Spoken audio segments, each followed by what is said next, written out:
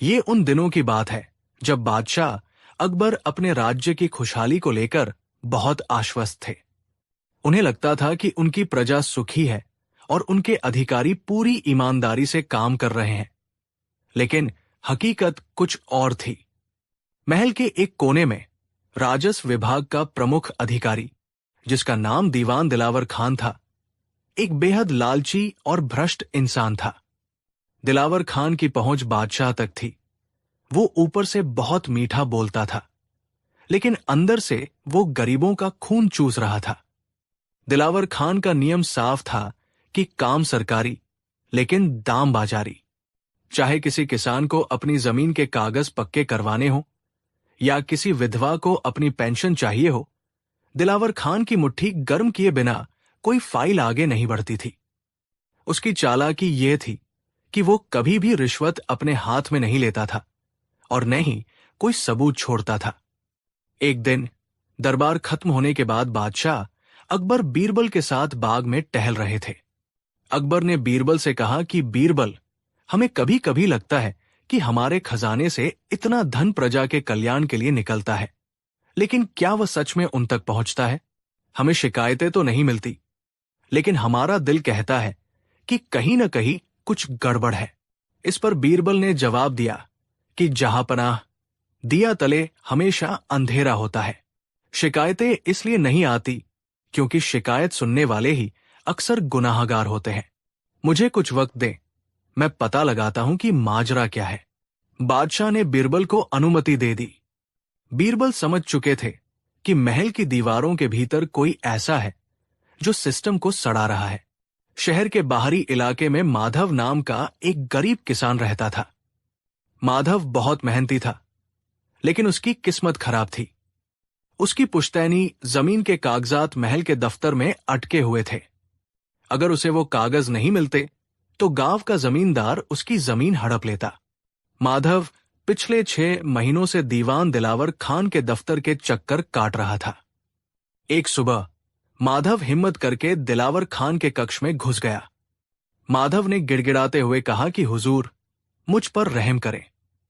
मेरे छोटे छोटे बच्चे हैं। अगर आपने आज मेरी जमीन के कागज पर मुहर नहीं लगाई तो मैं बर्बाद हो जाऊंगा। दिलावर खान अपनी मखमली गद्दी पर बैठा पान चबा रहा था। उसने तिरछी नजरों से माधव को देखा और हंसा।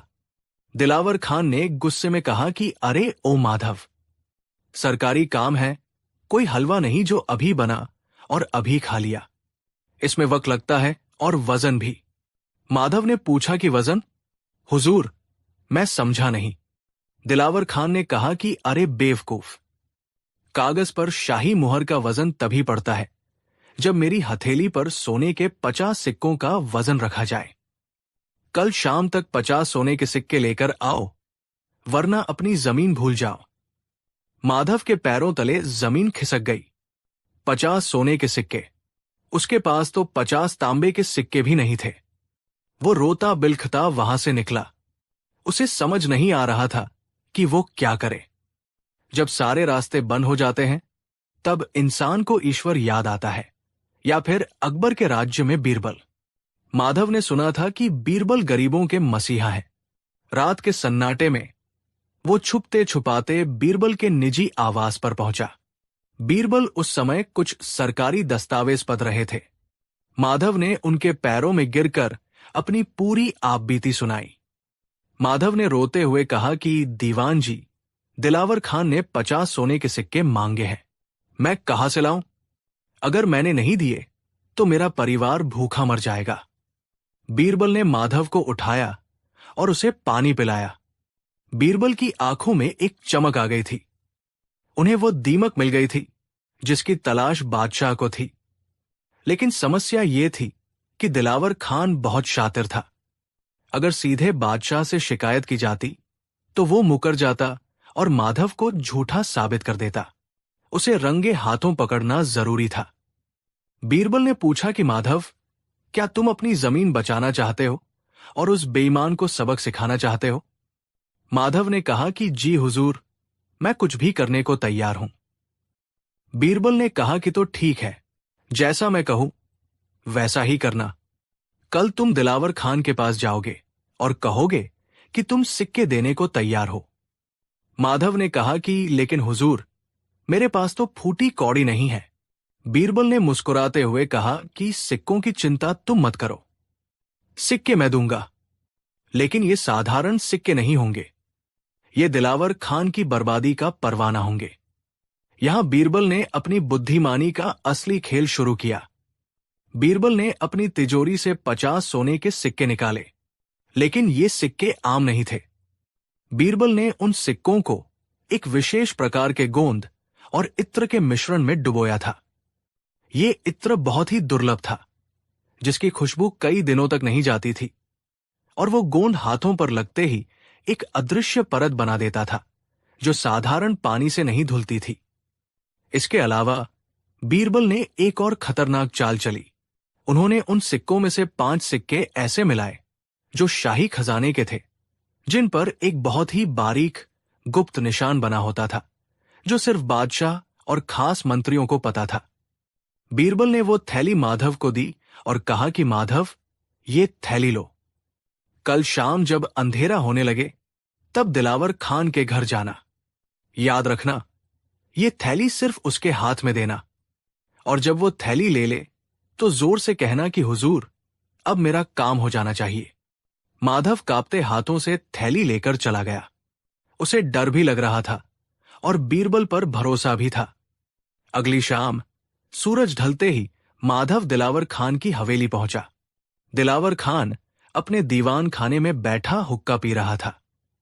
माधव ने कहा कि हुजूर, मैं आ गया। दिलावर खान की आंखें चमक उठीं। उसने इधर उधर देखा कि कोई देख तो नहीं रहा। दिलावर खान ने पूछा कि लाए हो जो मैंने मांगा था? माधव ने कहा कि जी हुजूर, बड़ी मुश्किल से अपनी पत्नी के गहने बेचकर ये 50 सोने के सिक्के लाया हूं। माधव ने वो भारी थैली आगे बढ़ाई। दिलावर खान का लालच उसके संयम पर भारी पड़ गया। उसने झपट्टा मारकर थैली छीन ली। उसने थैली खोली, सिक्कों की खनक सुनी और उस विशेष इत्र की खुशबू उसे बहुत पसंद आई। उसने अपने दोनों हाथों से सिक्कों को टटोला। दिलावर खान ने कहा कि वाह, बहुत खूब, जाओ, कल सुबह दरबार में आना, तुम्हारा काम हो जाएगा। लेकिन याद रखना, अगर किसी से इस बारे में जिक्र भी किया तो जमीन तो क्या, जान से भी जाओगे। माधव सिर झुकाकर वहां से निकल गया। बाहर अंधेरे में एक साया खड़ा था। वो कोई और नहीं, बीरबल का एक जासूस था, जिसने ये सब देख लिया था। अगली सुबह दरबार लगा। बादशाह अकबर सिंहासन पर विराजमान थे। दिलावर खान भी अपनी जगह पर बैठा था, चेहरे पर वही झूठी मुस्कान लिए। उसे अंदाजा भी नहीं था कि आज उसका आखिरी दिन है। अचानक बीरबल अपनी जगह से खड़े हुए और बोले कि जहांपना, आज मैं दरबार में एक बहुत ही गंभीर अपराध की सूचना लेकर आया हूं। अकबर ने पूछा कि क्या हुआ बीरबल, कैसा अपराध? बीरबल ने कहा कि जहांपनाह, कल रात शाही खजाने से चोरी हुई है। पूरे दरबार में सन्नाटा छा गया। शाही खजाने से चोरी? ये नामुमकिन था। दिलावर खान भी चौंक गया। अकबर ने गुस्से में कहा कि क्या कह रहे हो बीरबल, हमारी सुरक्षा के बावजूद चोरी? क्या चोरी हुआ है? बीरबल ने बताया कि हुजूर, गिनती के दौरान पता चला है कि कुछ विशेष मुहर वाले 50 सोने के सिक्के गायब हैं, और मुझे गुप्तचरों से खबर मिली है कि चोर इसी दरबार में मौजूद है। सभी दरबारी एक दूसरे को शक की नजरों से देखने लगे। दिलावर खान का दिल जोर से धड़कने लगा। उसने सोचा कि मैंने तो माधव से सिक्के लिए थे, शाही खजाने से नहीं। मैं सुरक्षित हूं। बीरबल ने आगे कहा कि जहांपनाह, चोर को पकड़ने का एक ही तरीका है। उन चोरी हुए सिक्कों पर एक खास तरह का इत्र लगा हुआ था, जो कल ही ईरान से आया था। उस इत्र की खुशबू इतनी तेज है कि जिसने भी उन सिक्कों को छुआ होगा, उसके हाथों से अभी भी खुशबू आ रही होगी। अब दिलावर खान के पसीने छूटने लगे। उसे याद आया कि कल रात वाले सिक्कों से बहुत अच्छी खुशबू आ रही थी। उसने धीरे से अपने हाथ सूंघे और उसका चेहरा पीला पड़ गया। उसके हाथों से वही खुशबू आ रही थी। बीरबल ने बादशाह से अनुमति ली और एक एक करके सभी दरबारियों के पास जाने लगे। वो उनके हाथ सूंघते और आगे बढ़ जाते। दरबार में तनाव इतना था कि सुई गिरने की आवाज भी सुनाई दे। धीरे धीरे बीरबल दिलावर खान की ओर बढ़े। दिलावर खान ने अपने हाथ अपनी आस्तीन में छिपा लिए थे। बीरबल ने कहा कि दीवान दिलावर खान, कृपया अपने हाथ आगे बढ़ाएं। दिलावर खान ने हकलाते हुए कहा कि बीरबल, ये क्या तमाशा है? मैं एक इज्जतदार मंत्री हूं, तुम मुझ पर शक कर रहे हो? अकबर ने कहा कि दिलावर, अगर तुम निर्दोष हो तो डर कैसा? हाथ दिखाओ। बादशाह का आदेश सुनकर दिलावर खान को मजबूरन अपने हाथ आगे करने पड़े। जैसे ही बीरबल ने उसके हाथ सूंघे, उन्होंने मुस्कुराते हुए बादशाह की ओर देखा और कहा कि जहांपनाह, चोर मिल गया। इनके हाथों से वही शाही इत्र की महक आ रही है। दिलावर खान चिल्लाया कि नहीं, ये झूठ है, मैंने कोई चोरी नहीं की। ये इत्र तो मैंने बाजार से खरीदा था। बीरबल ने कहा कि अच्छा, लेकिन ये इत्र तो अभी बाजार में आया ही नहीं। और रुकिए, अभी सबूत पूरा नहीं हुआ। बीरबल ने ताली बजाई। सिपाही माधव को लेकर अंदर आए। माधव को देखकर दिलावर खान समझ गया कि खेल खत्म हो चुका है। बीरबल ने कहा कि जहांपनाह, ये गरीब किसान माधव है। दिलावर खान ने इससे काम के बदले 50 सोने के सिक्कों की रिश्वत मांगी थी। जो सिक्के मैंने माधव को दिए थे, वो वही चोरी हुए सिक्के थे जिन पर मैंने जानबूझकर इत्र लगाया था। असल में खजाने से कोई चोरी नहीं हुई थी, ये सिर्फ एक जाल था। दिलावर खान अब बुरी तरह फंस चुका था, लेकिन वो अभी भी हार मानने को तैयार नहीं था। दिलावर खान ने कहा कि जहांपनाह, ये किसान झूठ बोल रहा है। ये मुझे फंसाने की साजिश है। मैंने कोई रिश्वत नहीं ली। हो सकता है इसने मुझसे हाथ मिलाया हो, इसलिए खुशबू आ रही है। सिक्कों का कोई सबूत नहीं है। बीरबल ने एक और चाल चली और कहा कि ठीक है, अगर आपने रिश्वत नहीं ली तो आपके घर की तलाशी लेने में कोई हर्ज नहीं है। सिपाहियों, अभी दिलावर खान के घर जाओ और उनकी तिजोरी की तलाशी लो। दिलावर खान जानता था कि सिक्के उसकी तिजोरी में ही रखे हैं। वो घुटनों के बल गिर पड़ा और बोला कि रहम जहांपनाह, मुझसे गलती हो गई। मुझे लालच ने अंधा कर दिया था। मैंने ही माधव से रिश्वत ली थी। पूरा दरबार सन्न रह गया। एक प्रतिष्ठित मंत्री एक चोर और रिश्वतखोर निकला। अकबर ने गरजते हुए कहा कि दिलावर, हमने तुम्हें इज्जत दी, रुतबा दिया, और तुमने हमारी प्रजा का खून चूसा। रिश्वतखोरी चोरी से भी बड़ा अपराध है, क्योंकि ये विश्वास की हत्या करती है। बादशाह अकबर ने तुरंत फैसला सुनाया।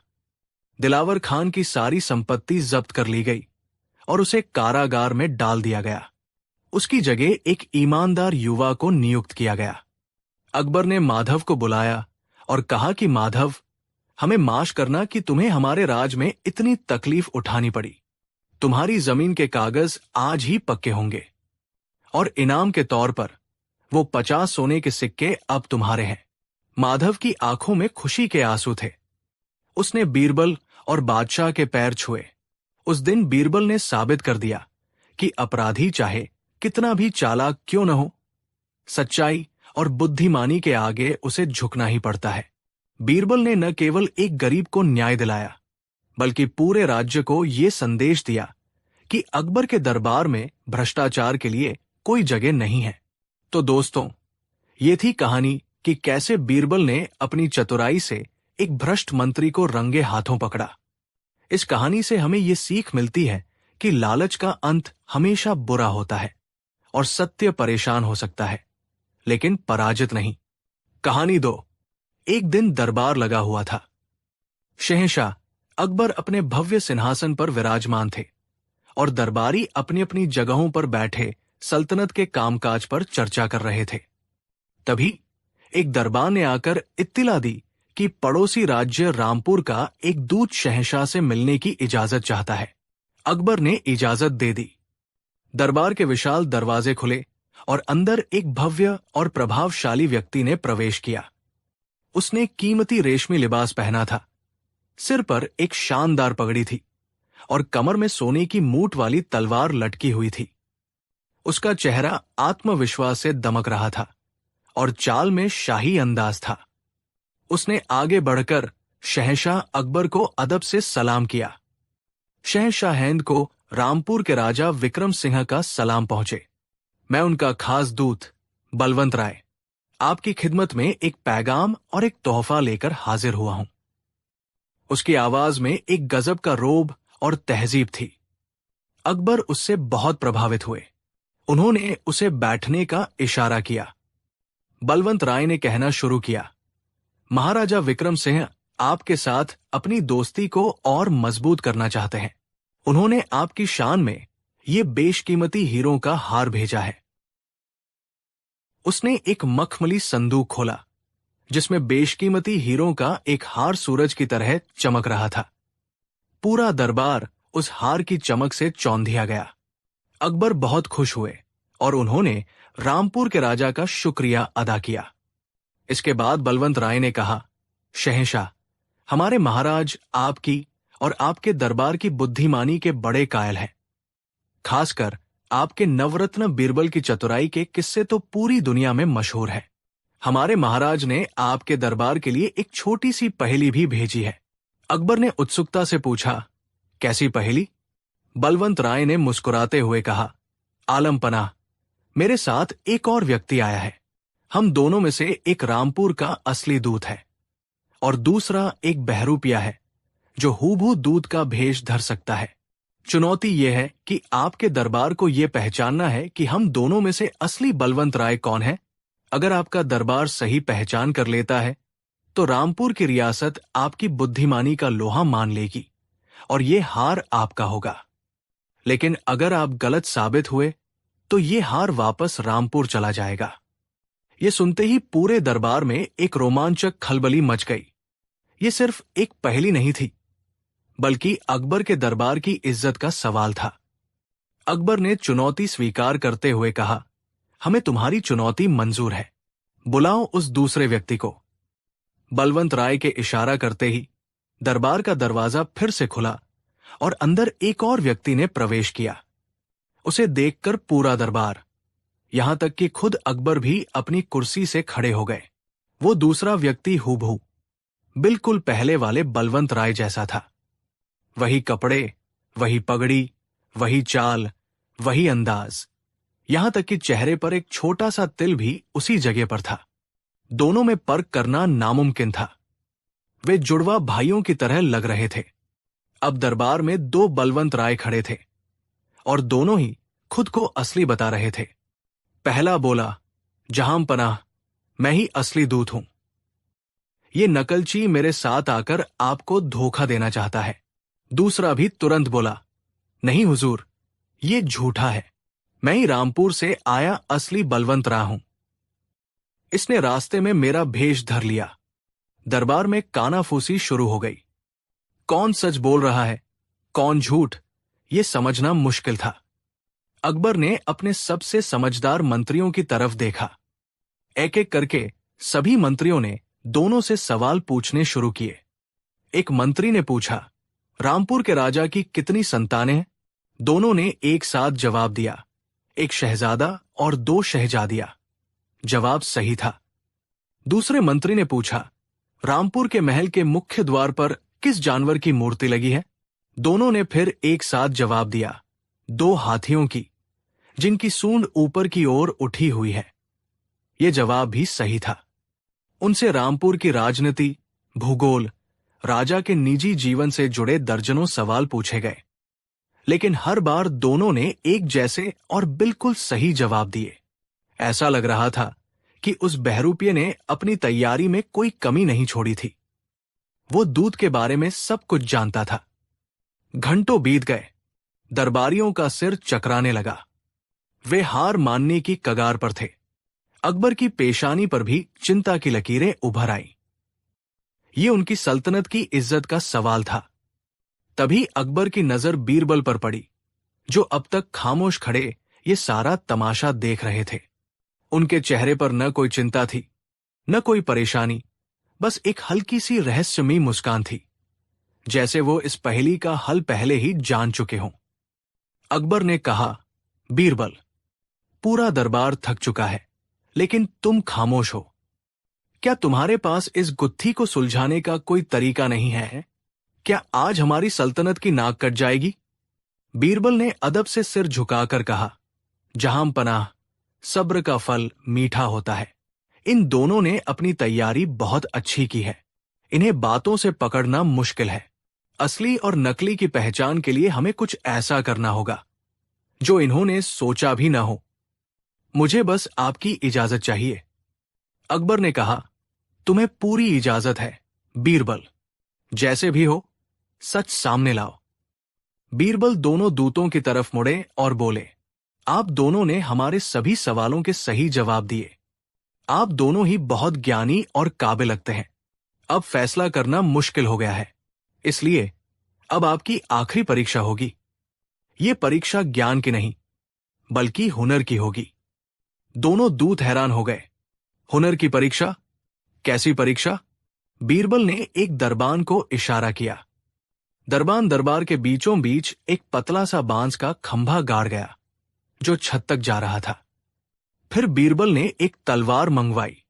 बीरबल ने वो तलवार दोनों के सामने रखते हुए कहा, आप दोनों में से जो कोई भी इस तलवार की धार पर चलकर बिना किसी सहारे के इस बांस के खंभे के ऊपर तक चढ़ जाएगा, उसे ही हम असली दूत मान लेंगे।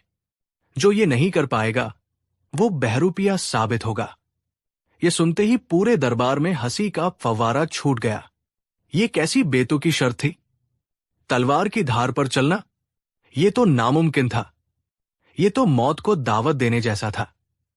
पहला दूत, जो अब तक बड़े आत्मविश्वास से जवाब दे रहा था, घबरा गया। उसका चेहरा पीला पड़ गया। वो गुस्से से बोला, ये क्या मजाक है? तलवार की धार पर कोई इंसान कैसे चल सकता है? ये तो सरासर पागलपन है। मैं रामपुर का दूत हूं, कोई बाजीगर नहीं। मैं ये खतरनाक काम हरगिज नहीं करूंगा। मेरी जान की कोई कीमत नहीं है क्या? उसने साफ साफ मना कर दिया। अब सबकी नजरें दूसरे दूत पर थी। वो अब भी शांत खड़ा था और उसके चेहरे पर एक हल्की सी मुस्कान थी। उसने आगे बढ़कर वो तलवार उठाई, उसे चूमा और बीरबल से कहा, मुझे ये चुनौती मंजूर है। पूरा दरबार एक बार फिर सन्न रह गया। क्या ये आदमी सचमुच ऐसा करने जा रहा है? क्या ये पागल हो गया है? अकबर भी चिंता से अपनी जगह पर खड़े हो गए। उस दूसरे व्यक्ति ने गहरी सांस ली, अपनी आंखें बंद की, और जैसे ही उसने तलवार की धार पर अपना पहला कदम रखने की कोशिश की, बीरबल ने उसे रोक लिया। रुक जाओ, बीरबल ने कहा। बस, परीक्षा पूरी हुई। फिर बीरबल शहंशाह अकबर की तरफ मुड़े और ऐलान किया, जहां पनाह, असली और नकली का फैसला हो चुका है। अकबर ने हैरानी से पूछा, कैसे बीरबल? इसने तो अभी कुछ किया भी नहीं। बीरबल ने पहले वाले दूत की तरफ इशारा करते हुए कहा, हुजूर, ये है वो बहरूपिया। और फिर उन्होंने दूसरे की तरफ इशारा किया, ये है रामपुर के असली दूत बलवंत राय। पहला दूत चिल्लाया, ये झूठ है, ये नाइंसाफी है। सिर्फ इसलिए कि मैंने एक जानलेवा काम करने से मना कर दिया, मैं नकली हो गया, और ये जो अपनी जान देने को तैयार था, वो असली हो गया। ये कैसा न्याय है? बीरबल ने मुस्कुराते हुए समझाया, न्याय बिल्कुल सही हुआ है। मैंने ये शर्त तुम्हारी जान लेने के लिए नहीं, बल्कि तुम्हारे अंदर छिपे सच को बाहर निकालने के लिए रखी थी। बीरबल ने अपनी बात को और स्पष्ट करते हुए कहा, तुमने बहुत अच्छी तैयारी की थी। तुमने रामपुर के बारे में, राजा के बारे में सब कुछ रट लिया था। लेकिन तुम एक चीज भूल गए। तुम ये भूल गए कि तुम किसका भेष धरे हुए हो। तुम बलवंत राय का भेष धरे हुए हो, जो न सिर्फ रामपुर के दूत है, बल्कि अपने राज्य के सबसे बड़े और माहिर करतबाज, तलवारबाज और कलाबाज भी है। उनकी कला की शोहरत दूर दूर तक फैली है। तलवार की धार पर चलना उनके लिए कोई नई बात नहीं है। बीरबल ने आगे कहा, जब मैंने ये शर्त रखी, तो तुम, जो एक नकली बहरूपिये हो, डर गए, क्योंकि तुम सिर्फ बलवंत राय का चेहरा और कपड़े पहन सकते थे, उनका हुनर और उनकी हिम्मत नहीं अपना सकते थे। तुम्हारे लिए ये एक नामुमकिन और जानलेवा काम था, इसलिए तुमने फौरन मना कर दिया। फिर बीरबल असली दूत की तरफ मुड़े, लेकिन ये जो असली बलवंत राय हैं, वो अपनी कला और अपने हुनर को जानते हैं। उन्हें अपनी काबिलियत पर पूरा भरोसा था, इसलिए उन्होंने बिना एक पल सोचे इस चुनौती को स्वीकार कर लिया, क्योंकि एक सच्चा कलाकार अपनी कला का प्रदर्शन करने से कभी नहीं डरता। यही पर्क है असली और नकली में। बीरबल का तर्क सुनकर पूरे दरबार ने दांतों तले उंगली दबा ली। क्या गजब की सूझबूझ थी! बीरबल ने ज्ञान से नहीं, बल्कि पहचान के हुनर से ही असली और नकली का पर्दाफाश कर दिया था। वो बहरूपिया बीरबल के पैरों में गिर पड़ा और अपना गुनाह कबूल कर लिया। उसने बताया कि वह एक पेशेवर नकलची है और रामपुर के कुछ दुश्मनों ने उसे ये हार हथियाने और अकबर के दरबार को नीचा दिखाने के लिए भेजा था। शहंशाह अकबर अपनी जगह से उठे और बीरबल को गले लगा लिया। मान गए बीरबल, मान गए। तुम्हारी नजर सचमुच पारखी है। तुमने आज फिर साबित कर दिया कि क्यों इस सल्तनत को तुम्हारी जरूरत है। तुमने सिर्फ एक हार नहीं, बल्कि हमारी इज्जत बचाई है। असली दूत बलवंत राय ने भी बीरबल का शुक्रिया अदा किया और कहा कि बीरबल की बुद्धिमानी के किस्से सचमुच उतने ही महान हैं जितने उन्होंने सुने थे। और इस तरह बीरबल ने एक बार फिर अपनी अक्ल और समझदारी से एक बड़ी गुत्थी को सुलझा दिया। ये कहानी हमें सिखाती है कि नकल करना आसान हो सकता है, लेकिन किसी के असली हुनर, हिम्मत और पहचान को अपनाना नामुमकिन है। सच और झूठ के बीच का पर्दा कितना भी मोटा क्यों न हो, बुद्धि की एक छोटी सी किरण भी उसे भेद सकती है। और असली पहचान कपड़ों या बातों में नहीं, बल्कि इंसान के आत्मविश्वास और उसकी काबिलियत में छिपी होती है। कहानी 3। एक दिन दरबार लगा हुआ था। सल्तनत के जरूरी कामों पर चर्चा हो रही थी, लेकिन शहंशाह अकबर का मन कहीं और ही भटक रहा था। रोज रोज की वही बातें, वही शिकायतें, वही फैसले। उन्हें कुछ नया चाहिए था, कुछ ऐसा जो उनके मन को बहला सके। उनकी नजरें बार बार अपने सबसे प्रिय मित्र और सलाहकार बीरबल को ढूंढ रही थी, जो हमेशा की तरह शांत भाव से एक कोने में खड़े सब कुछ देख और सुन रहे थे। अकबर ने एक लंबी सांस ली और दरबार की कार्यवाही को बीच में ही रोकते हुए कहा, बस आज के लिए इतना काफी है, बाकी की बातें कल होंगी। दरबार बर्खास्त किया जाता है। बीरबल, तुम यही रुको, तुमसे कुछ बात करनी है। सारे दरबारी अदब से झुककर चले गए। अब दरबार में सिर्फ अकबर और बीरबल थे। अकबर टहलते हुए बोले, बीरबल, हम इस रोजमर्रा की जिंदगी से ऊब चुके हैं, कुछ भी नया नहीं हो रहा। वही महल, वही दरबारी, वही बातें। हमारा मन कर रहा है कि आज कुछ ऐसा किया जाए जो यादगार हो। बीरबल ने मुस्कुराते हुए जवाब दिया, जहां पनाह, यादें तो हर पल बनती है, बस देखने वाली नजर चाहिए। हो सकता है आज ही कोई ऐसा किस्सा बन जाए जिसे आने वाली पीढ़ियां याद रखें। अकबर हंस पड़े, तुम और तुम्हारी बातें, बीरबल।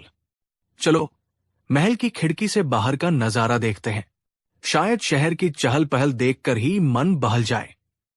अकबर और बीरबल एक बड़ी सी नक्काशीदार खिड़की के पास आकर खड़े हो गए। नीचे बाजार का व्यस्त दृश्य था। लोग आ जा रहे थे, दुकानें सजी थीं और हर तरफ शोरगुल था। दोनों दोस्त खिड़की से बाहर झांकने लगे। उनकी नजरें शहर की भीड़ में कुछ ढूंढ रही थी। तभी अकबर की नजर सड़क पर चल रहे एक बाप बेटे पर पड़ी। उनके साथ एक गधा भी था। वो एक साधारण सा ग्रामीण परिवार लग रहा था। पिता की उम्र लगभग 50 के करीब होगी और बेटा कोई 15-16 साल का नौजवान था। लेकिन जो दृश्य था वो अकबर को बड़ा अजीब लगा।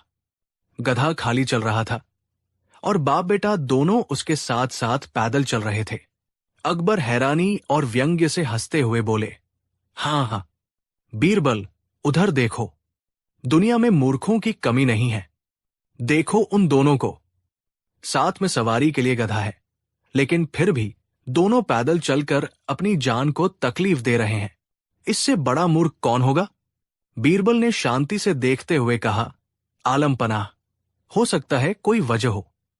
हम दूर से देखकर किसी के बारे में कोई राय कैसे बना सकते हैं? अकबर अकड़ के साथ बोले, वजह? क्या वजह होगी बीरबल?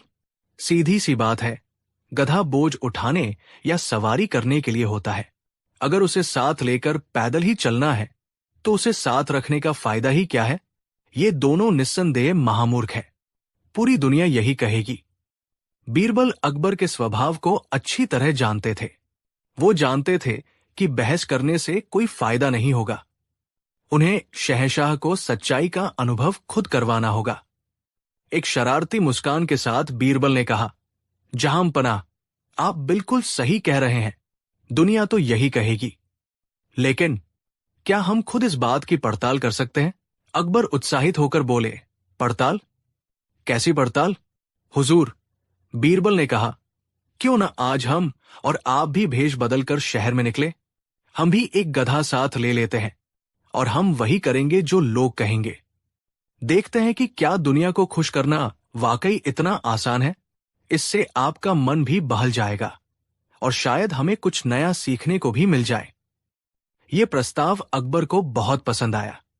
उन्हें इसमें एक रोमांच नजर आया। एक शहंशाह का आम इंसान बनकर अपनी ही प्रजा के बीच घूमना, यह विचार ही उन्हें रोमांचित कर रहा था। अकबर ने खुशी से कहा, वाह बीरबल, क्या तरकीब सोची है। हम आज ही चलेंगे। तुरंत तैयारी करो। हमारा भेष ऐसा होना चाहिए कि कोई हमें पहचान न सके। कुछ देर बाद अकबर और बीरबल साधारण ग्रामीणों के कपड़ों में महल के पिछले दरवाजे से निकले। अकबर ने एक फटी पुरानी धोती कुर्ता पहना था और सिर पर एक मैला सा साफा बांधा था। बीरबल भी कुछ वैसे ही कपड़ों में थे। उनके साथ एक मरियल सा गधा था। शहंशाह अकबर, जो सोने चांदी से लदे रहते थे, आज धूल भरे रास्तों पर पैदल चल रहे थे। ये उनके लिए एक बिल्कुल नया अनुभव था। उन्होंने बीरबल के साथ एक योजना बनाई। योजना का पहला चरण था, बेटा गधे पर बैठेगा और बाप पैदल चलेगा। बीरबल, जो बेटे का किरदार निभा रहे थे, गधे पर बैठ गए और अकबर, जो पिता बने थे, गधे की लगाम पकड़कर साथ साथ चलने लगे। वे शहर के मुख्य बाजार की ओर बढ़े। बाजार में प्रवेश करते ही लोग उन्हें घूर घूर कर देखने लगे और कानाफूसी शुरू हो गई। एक दुकानदार दूसरे से कहने लगा, अरे भाई, देखो तो जरा, कैसा कलयुग आ गया है। बेचारा बूढ़ा बाप पैदल चल रहा है और ये हट्टा कट्टा नौजवान गधे पर बैठकर मजे ले रहा है। इसे जरा भी शर्म नहीं आती। पास खड़ी एक औरत ने अपनी सहेली से कहा, सही कह रही हो बहन, आजकल की औलाद ऐसी ही होती है। मां बाप की कोई कद्र ही नहीं। देखो तो बेचारे बुजुर्ग का चेहरा कैसे पसीने से तर है और ये बेशर्म बेटा शान से बैठा है। डूब मरना चाहिए ऐसी औलाद को। ये बातें अकबर के कानों में शीशे की तरह चुभ रही थी। उन्हें बहुत गुस्सा आ रहा था। उनका चेहरा गुस्से से लाल हो गया। उन्होंने बीरबल की तरफ देखा। बीरबल शांत थे, बस मुस्कुरा रहे थे। थोड़ा आगे चलने पर एक बुजुर्ग ने उन्हें रोक ही लिया। उन्होंने बीरबल को डांटते हुए कहा, अरे लड़के, तुझे शर्म नहीं आती? तेरा बाप धूप में पैदल चल रहा है और तू गधे पर चौड़ा होकर बैठा है। उतर नीचे, अपने बाप को बैठने दे। कुछ तो लिहाज कर उनकी उम्र का। बीरबल ने अकबर की ओर इशारा किया, मानो कह रहे हो, देखा जहांपना, दुनिया ये कह रही है। अकबर ने धीरे से बीरबल से कहा, बीरबल, उतरो नीचे। लोग सही कह रहे हैं, ये ठीक नहीं लग रहा। अब मैं बैठूंगा और तुम पैदल चलोगे। अब योजना का दूसरा चरण शुरू हुआ। अकबर गधे पर सवार हो गए और बीरबल गधे की लगाम पकड़कर पैदल चलने लगे। उन्हें लगा कि अब सब ठीक हो जाएगा, लेकिन वो गलत थे। जैसे ही वे शहर के दूसरे हिस्से में पहुंचे, लोगों का एक और समूह उन्हें देखकर बातें बनाने लगा। एक नौजवान अपने दोस्तों से बोला, यार, देखो उस आदमी को। खुद तो गधे पर आराम से बैठा है और बेचारे बच्चे को पैदल चला रहा है। कितना निर्दयी बाप है, इतनी सी उम्र में बच्चे पर इतना जुल्म। एक महिला ने दया भाव से कहा, है बेचारे बच्चे का चेहरा तो देखो, धूप में कैसे लाल हो गया है, और ये जालिम बाप खुद हट्टा कट्टा होकर गधे पर बैठा है। इसे जरा भी तरस नहीं आता अपने बेटे पर। अब अकबर का पारा 7वें आसमान पर पहुंच गया। पहले लोग बेटे को कोस रहे थे, अब बाप को कोस रहे हैं। उन्होंने गुस्से से बीरबल की तरफ देखा। बीरबल अभी भी मुस्कुरा रहे थे। अकबर ने दांत पीसते हुए बीरबल से कहा, बीरबल, ये क्या हो रहा है? ये लोग तो हमें किसी भी हाल में जीने नहीं देंगे। पहले तुम बैठे तो परेशानी, अब मैं बैठा हूं तो परेशानी। आखिर करे तो क्या करें? बीरबल ने शांत भाव से जवाब दिया, जहां पनाह, यही तो दुनिया है। चलिए अब एक और तरीका आजमाते हैं। अब दोनों गधे पर बैठ जाते हैं, किसी को पैदल नहीं चलना पड़ेगा। अकबर ने थकी हुई आवाज में कहा, ठीक है, यही सही। चलो तुम भी ऊपर आ जाओ। अब योजना का तीसरा चरण शुरू हुआ। अकबर और बीरबल दोनों उस छोटे से गधे पर बैठ गए। गधा बेचारा 2 लोगों के बोझ से धीरे धीरे चल रहा था। उन्हें पूरी उम्मीद थी कि अब कोई कुछ नहीं कहेगा, लेकिन उनकी ये उम्मीद भी जल्द ही टूट गई।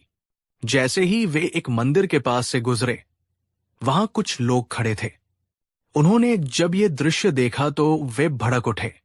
एक आदमी गुस्से में चिल्लाते हुए बोला, अरे ओ जालिमों, शर्म नहीं आती तुम दोनों को? इस बेजुबान जानवर पर जरा भी रहम नहीं आता? 2-2 हटे-कटे लोग इस मरियल से गधे पर लदे हुए हो, इसकी जान ही ले लोगे क्या? दूसरे आदमी ने कहा, सही कहा, देखो तो बेचारा गधा कैसे कांप रहा है। इन इंसानों के दिलों में दया नाम की चीज ही नहीं बची है। भीड़ इकट्ठा होने लगी और लोग उन्हें घेरकर बुरा भला कहने लगे। अकबर का चेहरा शर्म से झुक गया। वो तुरंत गधे से नीचे कूद गए। लगभग रोने वाली आवाज में अकबर ने बीरबल से कहा, बीरबल, उतरो, जल्दी उतरो, इससे पहले कि ये लोग हमें पीट दे। हे भगवान, ये कैसा तमाशा है? हम जो भी करते हैं गलत ही होता है। अब क्या करें? क्या बचा है करने को? बीरबल गधे से उतरते हुए अपनी हंसी रोकते हुए बोले, हुजूर, अब बस एक ही रास्ता बचा है। अकबर ने हताशा में पूछा, क्या क्या रास्ता? अब हम दोनों पैदल चलेंगे और गधे को भी साथ साथ पैदल चलाएंगे, बीरबल ने सुझाया। अकबर ने थककर कहा, ठीक है बीरबल, अब यही आखिरी उपाय है, चलो यही करके देखते हैं। अब योजना का चौथा और अंतिम चरण शुरू हुआ। अकबर और बीरबल दोनों पैदल चल रहे थे और उनके बीच में गधा भी खाली चल रहा था। ये वही दृश्य था जो अकबर ने सुबह महल की खिड़की से देखा था और जिसका उन्होंने मजाक उड़ाया था। वे चुपचाप नदी के पुल की ओर बढ़ रहे थे, ये सोचकर कि अब तो कोई उन्हें कुछ नहीं कहेगा। लेकिन किस्मत को कुछ और ही मंजूर था। पुल पर कुछ लड़कों का एक झुंड खेल रहा था। जब उन्होंने अकबर, बीरबल और उनके खाली गधे को देखा तो वे जोर जोर से हंसने लगे। एक लड़का मजाक उड़ाते हुए बोला, हाँ हाँ, देखो देखो, दुनिया के सबसे बड़े मूर्ख जा रहे हैं। दूसरे लड़के ने कहा, अरे हाँ, साथ में सवारी के लिए गधा है, लेकिन फिर भी दोनों पैदल घिसट रहे हैं। तीसरे लड़के ने चिल्लाकर कहा, अरे चाचा, इस गधे को क्या मेले में दिखाने के लिए ले जा रहे हो? सारे लड़के उन पर हंसते हुए तालियां पीटने लगे। ये सुनना था कि अकबर के सब्र का बांध टूट गया। वो वही जमीन पर बैठ गए और अपना सिर पकड़ लिया। जिस बात के लिए उन्होंने सुबह एक गरीब बाप बेटे को मूर्ख कहा था, आज पूरी दुनिया उन्हें वही कह रही थी। अकबर ने निराशा से कहा, बस बीरबल, अब हमसे और नहीं सहा जाता। हम हार गए। हम इस दुनिया को खुश नहीं कर सकते।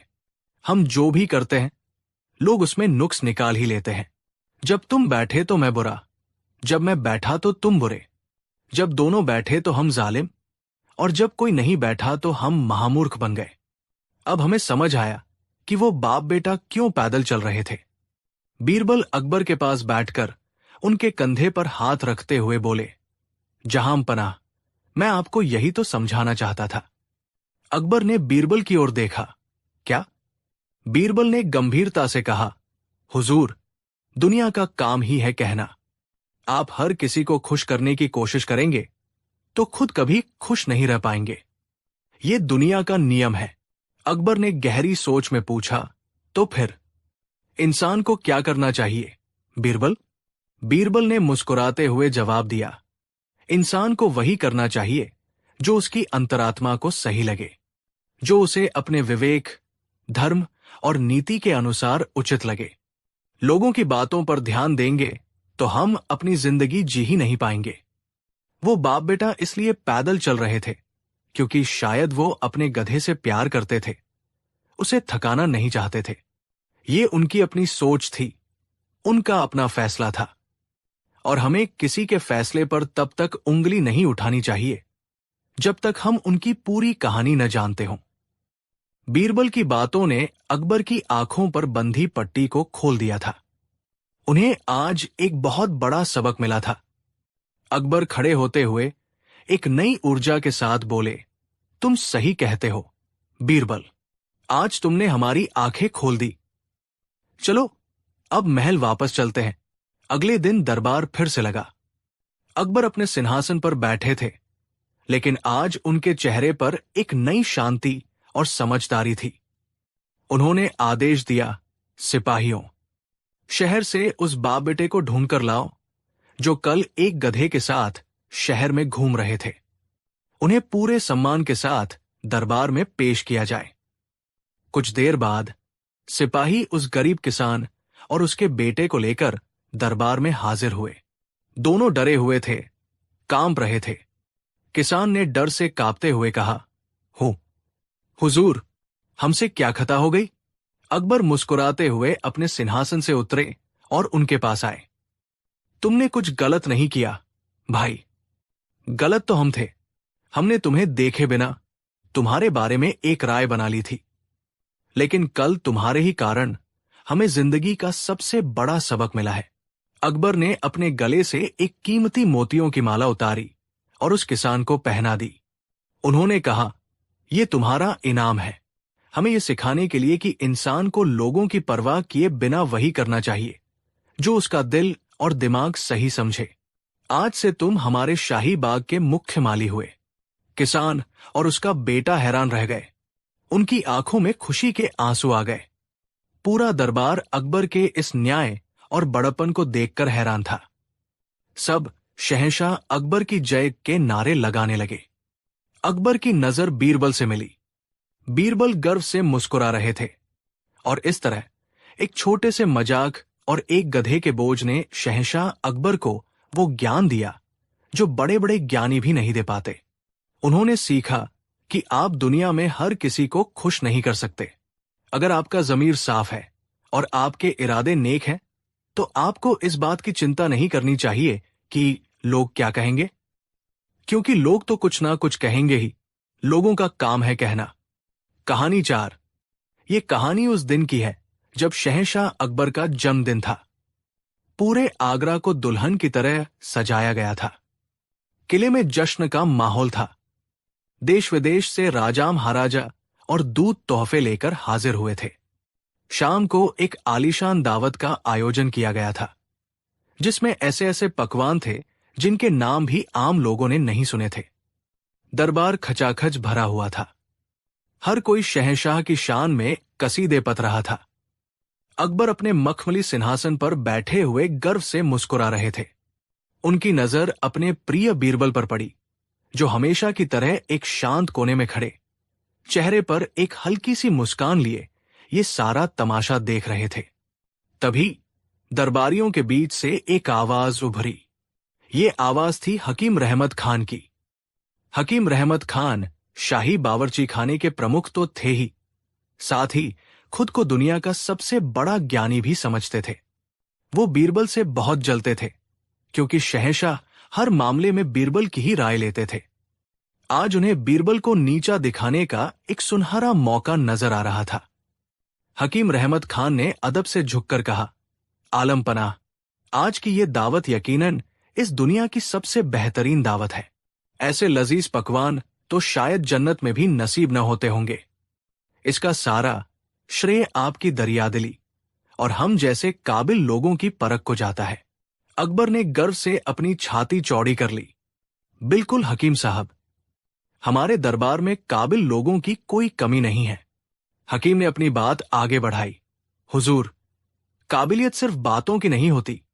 कुछ लोग होते हैं जो सिर्फ अपनी जुबान की चतुराई से ही अपना काम निकाल लेते हैं, लेकिन जब हुनर दिखाने की बात आती है तो वे पीछे हट जाते हैं। उसका इशारा साफ तौर पर बीरबल की तरफ था। पूरे दरबार में एक खामोशी छा गई। सब समझ गए कि हकीम किसे निशाना बना रहा है। बीरबल शांत खड़े रहे, जैसे उन्होंने कुछ सुना ही न हो। अकबर को इस नोकझोंक में मजा आने लगा। उन्होंने हकीम से पूछा, साफ साफ कहो हकीम, तुम्हारा इशारा किसकी तरफ है? हकीम ने बनावटी भोलेपन से कहा, गुस्ताखी माथ जहां पना, मेरा इशारा किसी की तरफ नहीं। मैं तो बस ये कह रहा था कि असली बुद्धिमानी वो है जो कुछ नया बना सके, कुछ ऐसा रच सके जो आज तक किसी ने न देखा हो, न चखा हो, जैसे कि कोई दिव्य पकवान।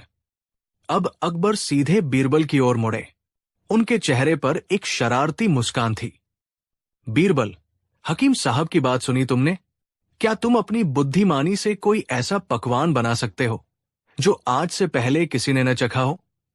कोई ऐसा पकवान जो दिव्य हो, लाजवाब हो और अनदेखा हो? बीरबल जानते थे कि ये एक जाल है। अगर वो मना करते हैं तो उनकी हार होगी, और अगर हाँ कहते हैं तो ऐसा कौन सा पकवान है जो अनदेखा हो? फिर भी बीरबल ने चुनौती स्वीकार करने का फैसला किया। बीरबल ने सिर झुकाकर कहा, आलम पनाह, आपका हुक्म सिर आंखों पर। मैं एक ऐसा पकवान जरूर बना सकता हूं। मैं एक ऐसी खीर बनाऊंगा जो आज तक किसी ने नहीं खाई होगी। वो अदृश्य खीर होगी। अदृश्य खीर? पूरा दरबार इस नाम को सुनकर हैरान रह गया। हकीम रहमत खान मन ही मन हंसा। उसे लगा कि बीरबल अपनी ही बातों में फंस गया है। भला खीर अदृश्य कैसे हो सकती है? ये आदमी बादशाह को बेवकूफ बना रहा है। अकबर ने उत्सुकता से पूछा, ये कैसी खीर होगी बीरबल, और इसे बनाने के लिए तुम्हें क्या क्या चाहिए? बीरबल ने बड़ी गंभीरता से जवाब दिया, जहां पनाह, ये कोई मामूली खीर नहीं है। ये देवताओं का भोजन है। इसे बनाने के लिए मुझे दुनिया की सबसे शुद्ध चीजों की जरूरत पड़ेगी। सबसे बेहतरीन बासमती चावल, कश्मीर की वादियों का केसर, कामधेनु गाय का दूध, मिश्री की सबसे शुद्ध डलिया और ईरान के सबसे उम्दा पिस्ते बादाम। हकीम ने फौरन टोका, ये सब तो शाही भंडार में मौजूद है। इसमें नया क्या है? बीरबल ने मुस्कुराते हुए कहा, हकीम साहब, सब्र रखिए। सबसे जरूरी चीज तो अभी बाकी है। इस खीर को पकाने और इसमें हाथ लगाने के लिए मुझे एक ऐसे इंसान की जरूरत है जिसने अपने जीवन में कभी कोई पाप न किया हो, कभी झूठ न बोला हो, कभी किसी का दिल न दुखाया हो, और जिसका मन गंगा की तरह पवित्र हो। क्योंकि अगर किसी पापी या झूठे व्यक्ति का हाथ भी इस खीर के बर्तनों को छू गया तो ये खीर कभी नहीं बन पाएगी।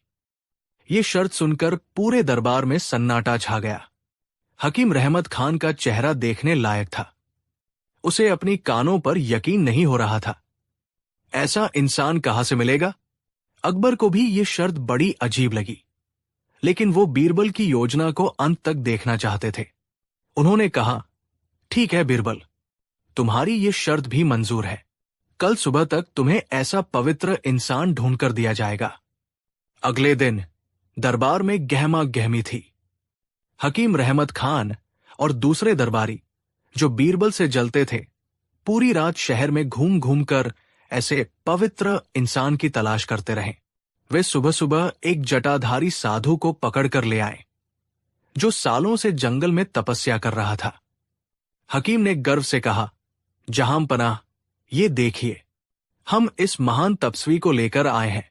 इन्होंने सालों से अन्न जल त्याग रखा है और ईश्वर की भक्ति में लीन है। इनसे ज्यादा पवित्र इंसान और कौन हो सकता है?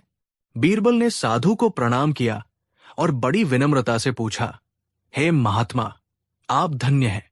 क्या हम जान सकते हैं कि आपने अपने जीवन में कभी कोई पाप नहीं किया? साधु ने आंखें बंद करके गर्व से कहा, पाप? पाप का तो मैंने कभी नाम भी नहीं लिया। मेरा जीवन एक खुली किताब है। बीरबल ने फिर पूछा, क्या आपने कभी क्रोध किया है, मुनिवर? साधु ने तुरंत कहा, क्रोध तो मनुष्य का सबसे बड़ा शत्रु है। मैंने तो अपने क्रोध पर कब का विजय पा लिया है। बीरबल मुस्कुराए और शहंशाह से कहा, आलमपना, जरा इनकी जटाओं में देखिए। सबने देखा। साधु की एक जटा में एक छोटी सी सोने की मोहर फंसी हुई थी। बीरबल ने पूछा, हे तपस्वी, ये सोने की मोहर आपकी जटाओं में क्या कर रही है? एक तपस्वी को तो धन दौलत से कोई मोह नहीं होता। ये सुनकर साधु का चेहरा लाल हो गया। वो गुस्से में चिल्लाया, तुम्हारी हिम्मत कैसे हुई मुझ पर शक करने की? मैं तुम्हें श्राप दे दूंगा। बीरबल ने शांति से कहा, बस मुनिवर, बस। आपने अभी कहा था कि आपने क्रोध पर विजय पा ली है, लेकिन एक छोटी सी मोहर ने आपका सारा संयम तोड़ दिया। और जिस व्यक्ति के मन में सोने का मोह हो, वो अदृश्य खीर पकाने के लायक नहीं है। साधु शर्मिंदा होकर दरबार से चला गया। हकीम का सिर झुक गया। इसके बाद एक मौलवी को लाया गया, फिर एक पंडित को, फिर एक व्यापारी को जिसने बहुत दान पुण्य किया था। लेकिन बीरबल अपनी चतुराई से हर किसी के अंदर छिपे किसी न किसी छोटे से छोटे खोट, किसी न किसी झूठ या लालच को उजागर कर देते। कोई भी उनकी परीक्षा में खरा नहीं उतर पाया। 2 दिन बीत गए। अकबर अब अधीर हो रहे थे। उन्होंने बीरबल से कहा, बीरबल, ये क्या तमाशा है? क्या पूरी सल्तनत में एक भी नेक और सच्चा इंसान नहीं है? कहीं तुम ये सब बहाने तो नहीं बना रहे? बीरबल ने सिर झुकाकर कहा, जहां पनाह, नेक इंसान बहुत है, लेकिन पूरी तरह से निष्पाप और पवित्र होना लगभग असंभव है। इंसान गलतियों का पुतला है, लेकिन खीर तो बनानी ही पड़ेगी। तो फिर कौन बनाएगा? अकबर ने पूछा। बीरबल ने कहा, आलमपना, अब इस खीर को मैं स्वयं बनाऊंगा, लेकिन मेरी एक और शर्त है। जब ये खीर पकेगी तो उस जगह पर केवल वही लोग मौजूद रह सकते हैं जो खुद को पवित्र और निष्पाप समझते हों, क्योंकि किसी पापी की नजर भी अगर इस खीर पर पड़ गई तो इसका दिव्य असर खत्म हो जाएगा। ये एक और चतुर चाल थी। अब हर दरबारी खुद को पवित्र साबित करने की होड़ में लग गया।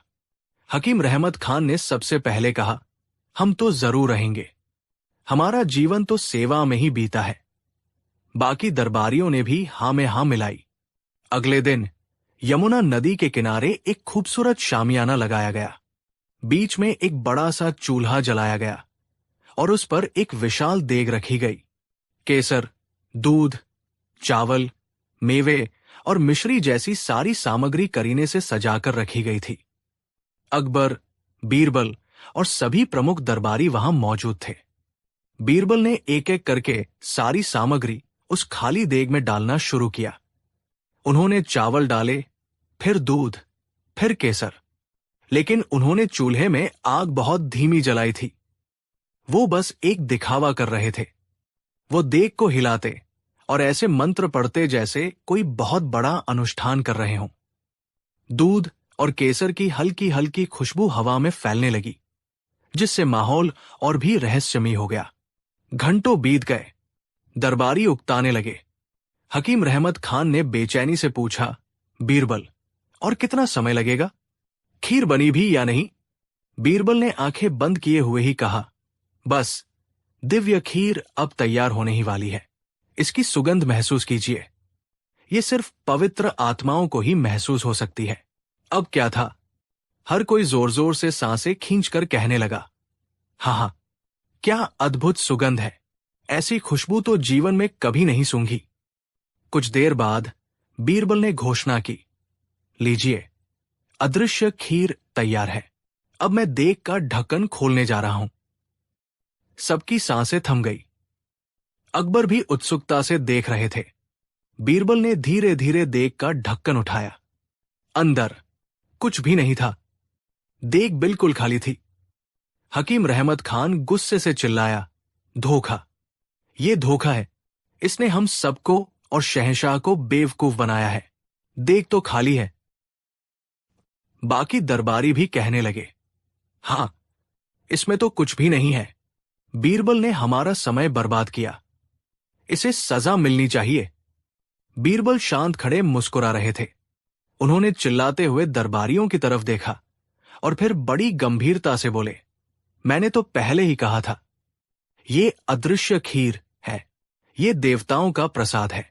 ये सिर्फ उन लोगों को दिखाई देगी और इसका स्वाद केवल वही लोग चख पाएंगे जो मन, वचन और कर्म से पूरी तरह पवित्र हैं, जिन्होंने जीवन में कभी कोई पाप नहीं किया है। बीरबल ने अपनी बात पूरी करते हुए कहा, जिस किसी को ये खीर दिखाई नहीं दे रही, वो खुद समझ सकता है कि उसके मन में कितना खोट और पाप भरा हुआ है। ये सुनते ही पूरे शामियाने में मौत जैसा सन्नाटा छा गया। हकीम रहमत खान, जो सबसे ज्यादा चिल्ला रहा था, उसकी जुबान तालू से चिपक गई। अगर वो कहता है कि उसे खीर नहीं दिख रही, तो वो पूरे दरबार के सामने खुद को पापी मान लेगा। उसकी सारी इज्जत मिट्टी में मिल जाएगी। बीरबल की इस चाल को सबसे पहले शहंशाह अकबर समझे।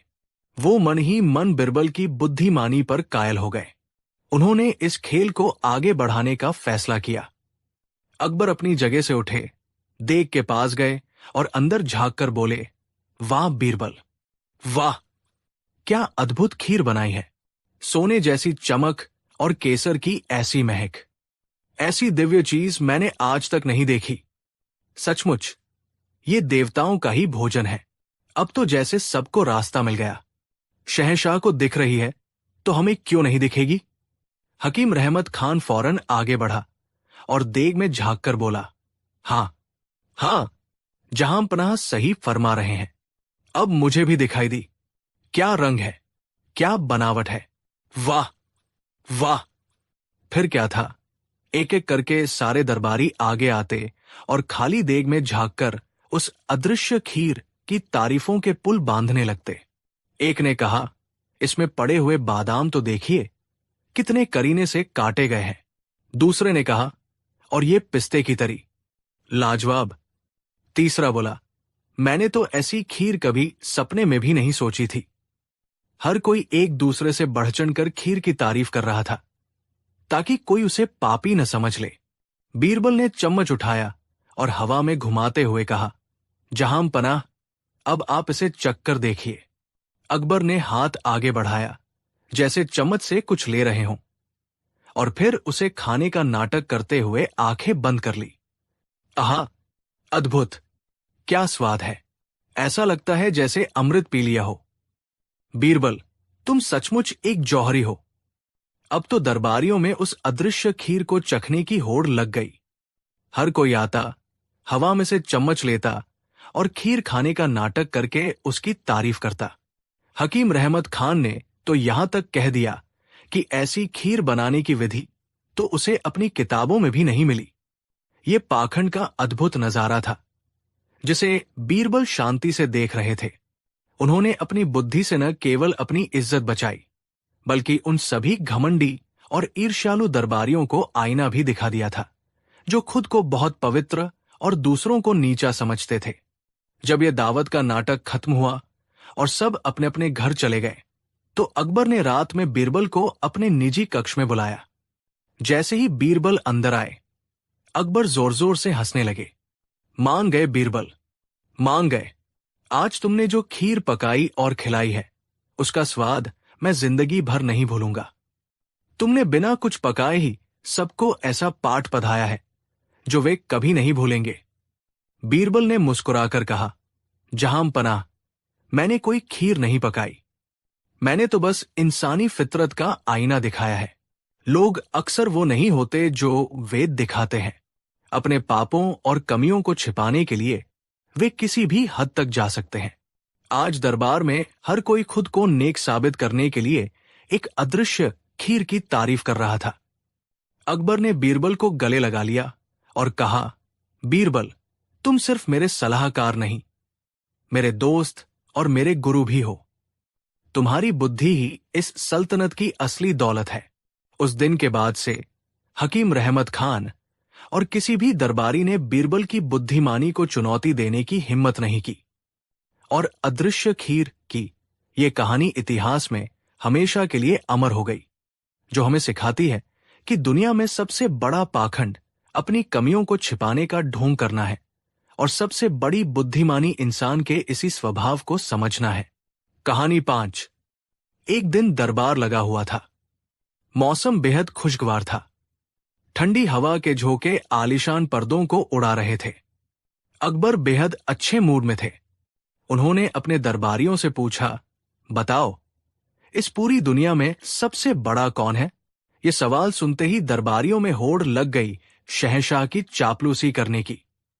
एक मंत्री ने कहा, जहांपनाह, इसमें भी कोई पूछने की बात है? इस पूरी दुनिया में आपसे बड़ा कोई नहीं है। आप ही इस जमीन के मालिक हैं। आप ही हमारे अन्नदाता है। दूसरे ने कहा, आलमपनाह, सूरज की रोशनी भी आपसे इजाजत लेकर जमीन पर आती है। आप तो पूरी कायनात के शहंशाह हैं। चारों तरफ से शहंशाह अकबर जिंदाबाद के नारे लगने लगे। अकबर ये सब सुनकर गर्व से फूल गए। उनकी छाती चौड़ी हो गई। उनकी नजर बीरबल पर पड़ी, जो हमेशा की तरह चुपचाप सब देख रहे थे। अकबर ने अपनी भारी आवाज में पूछा, बीरबल, तुम चुप क्यों हो? क्या तुम हमारी बात से सहमत नहीं हो? क्या तुम्हें नहीं लगता कि इस दुनिया में हमसे बड़ा कोई नहीं है? पूरे दरबार में सन्नाटा छा गया। सबकी नजरें बीरबल पर टिक गई।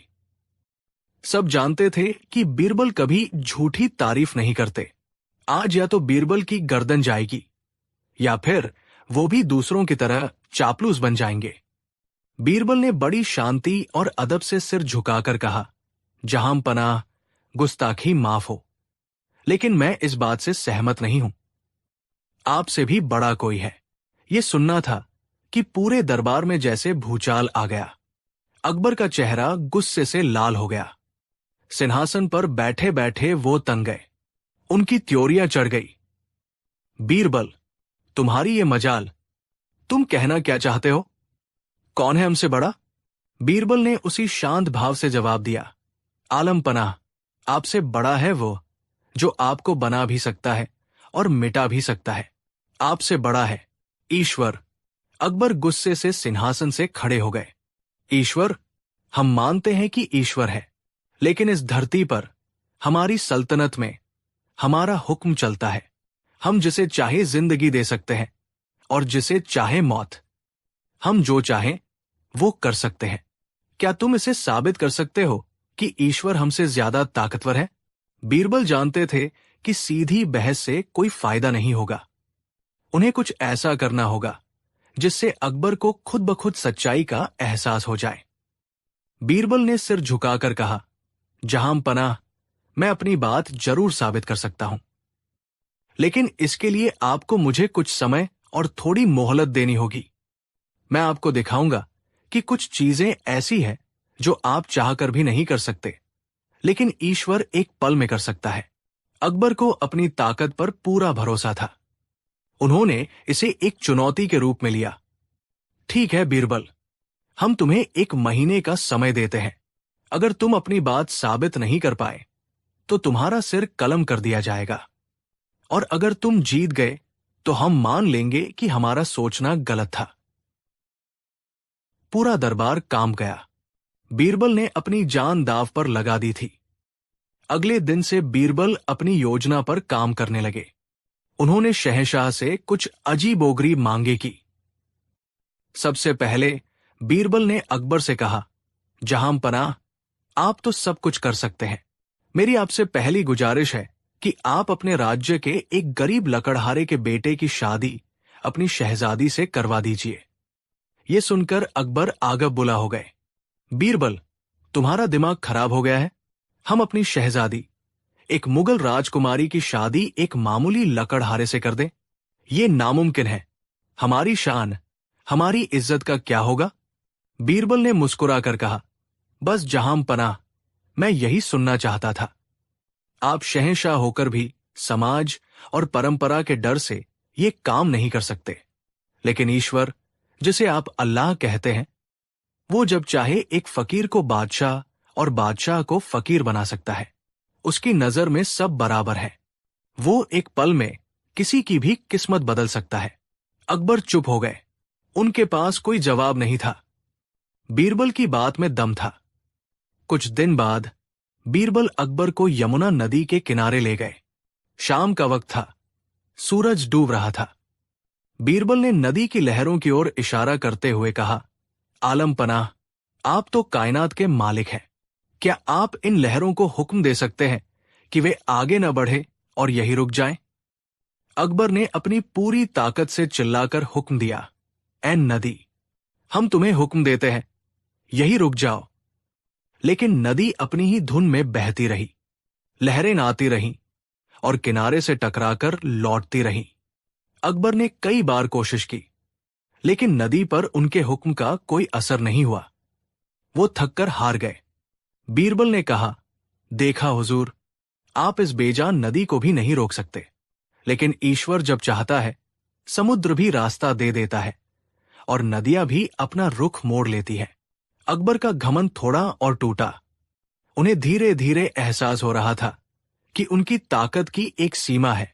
एक हफ्ते बाद बीरबल एक बहुत बीमार, मरणासन व्यक्ति को अकबर के सामने ले आए। उस आदमी की सांसें उखड़ रही थी। बीरबल ने कहा, जहां पनाह, आप कहते हैं कि आप जिसे चाहे जिंदगी दे सकते हैं। इस आदमी की जान बचाइए, इसे फिर से स्वस्थ कर दीजिए। अकबर ने अपने सबसे बेहतरीन हकीमों को बुला लिया। हकीमों ने दिन रात एक कर दिया, लेकिन उस आदमी की हालत बिगड़ती ही गई और आखिरकार उसने अकबर के सामने ही दम तोड़ दिया। अकबर का चेहरा उतर गया। वो एक इंसान की जान नहीं बचा सके थे। बीरबल ने धीरे से कहा, हुजूर, जिंदगी और मौत सिर्फ और सिर्फ उस ऊपर वाले के हाथ में है। आप किसी की जान ले तो सकते हैं, पर किसी को एक सांस भी अपनी मर्जी से नहीं दे सकते। अब अकबर का घमंड लगभग चूर चूर हो चुका था।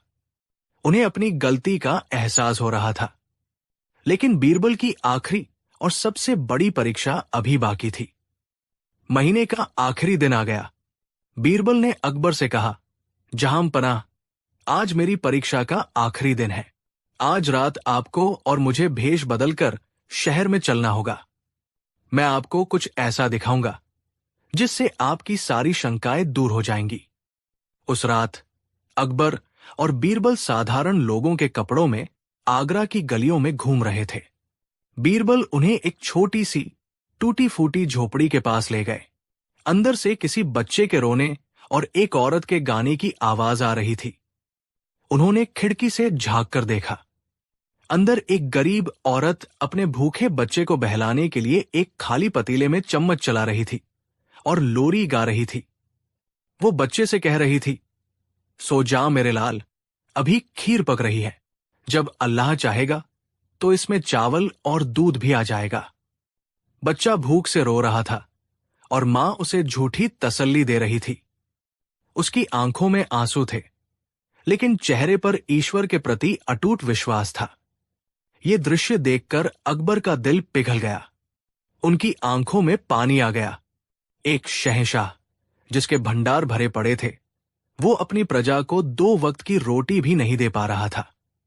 बीरबल ने धीरे से कहा, देखिए जहां पनाह, ये औरत आपसे कुछ नहीं मांग रही। उसे आप पर नहीं, अपने अल्लाह पर भरोसा है। उसे यकीन है कि उसकी मदद करने वाला कोई और है, जो आपसे और मुझसे कहीं ज्यादा ताकतवर है।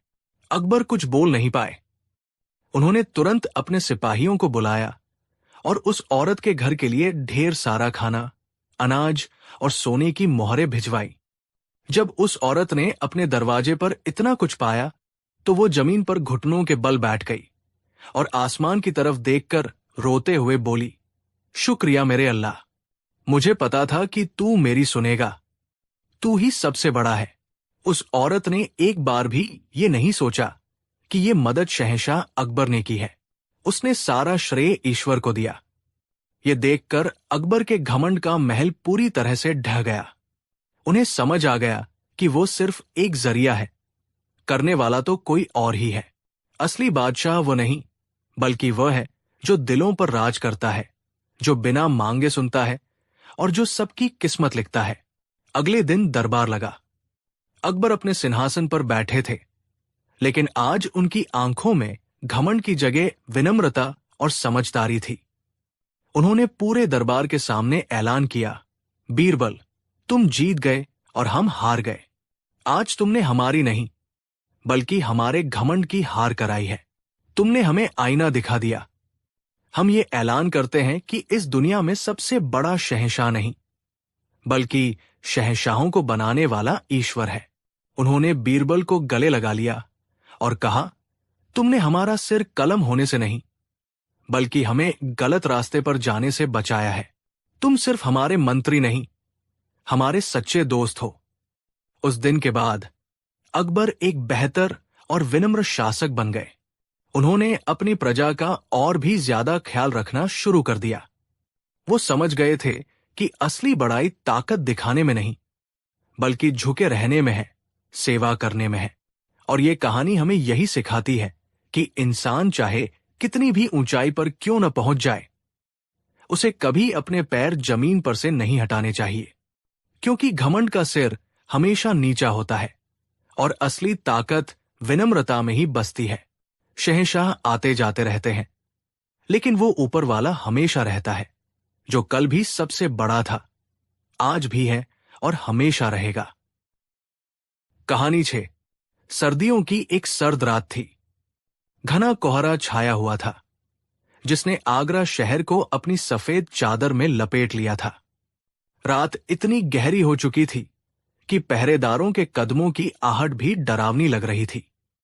ऐसी ही एक सुनसान रात में शहंशाह अकबर अपने सबसे भरोसेमंद दोस्त बीरबल के साथ भेष बदलकर अपनी प्रजा का हाल जानने के लिए निकले थे। ये उनका पुराना शौक था, आम इंसान बनकर अपनी ही सल्तनत की सच्चाई को अपनी आंखों से देखना। दोनों ने साधारण कपड़े पहने थे और अपने चेहरों को शॉल से ढक रखा था, ताकि कोई उन्हें पहचान न सके। वे शहर की तंग और अंधेरी गलियों से गुजर रहे थे।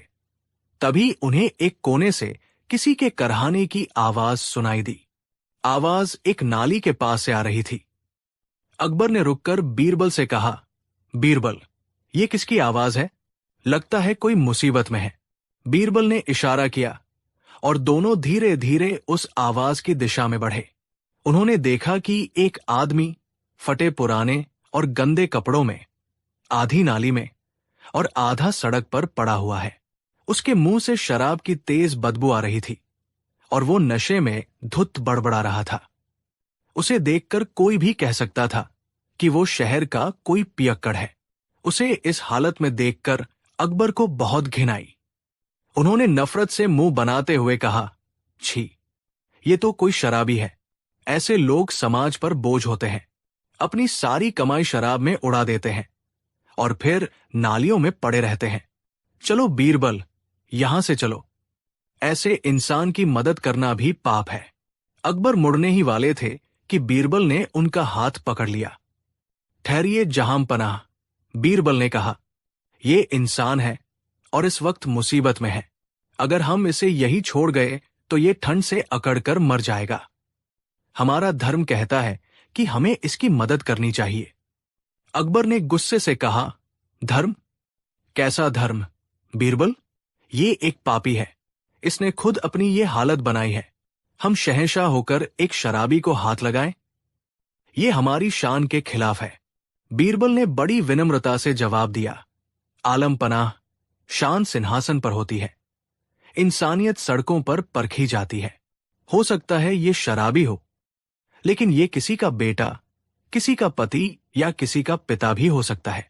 क्या पता किस मजबूरी ने इसे इस रास्ते पर धकेल दिया हो। अकबर बीरबल की दलीलों के आगे चुप हो गए, लेकिन उनके चेहरे पर नाराजगी साफ झलक रही थी। बीरबल ने बिना किसी हिचकिचाहट के उस शराबी को उठाने की कोशिश की। वो आदमी इतना भारी और नशे में बेसुध था कि बीरबल अकेले उसे नहीं उठा पा रहे थे। बीरबल ने अकबर की तरफ देखा, हुजूर, मेरी मदद कीजिए।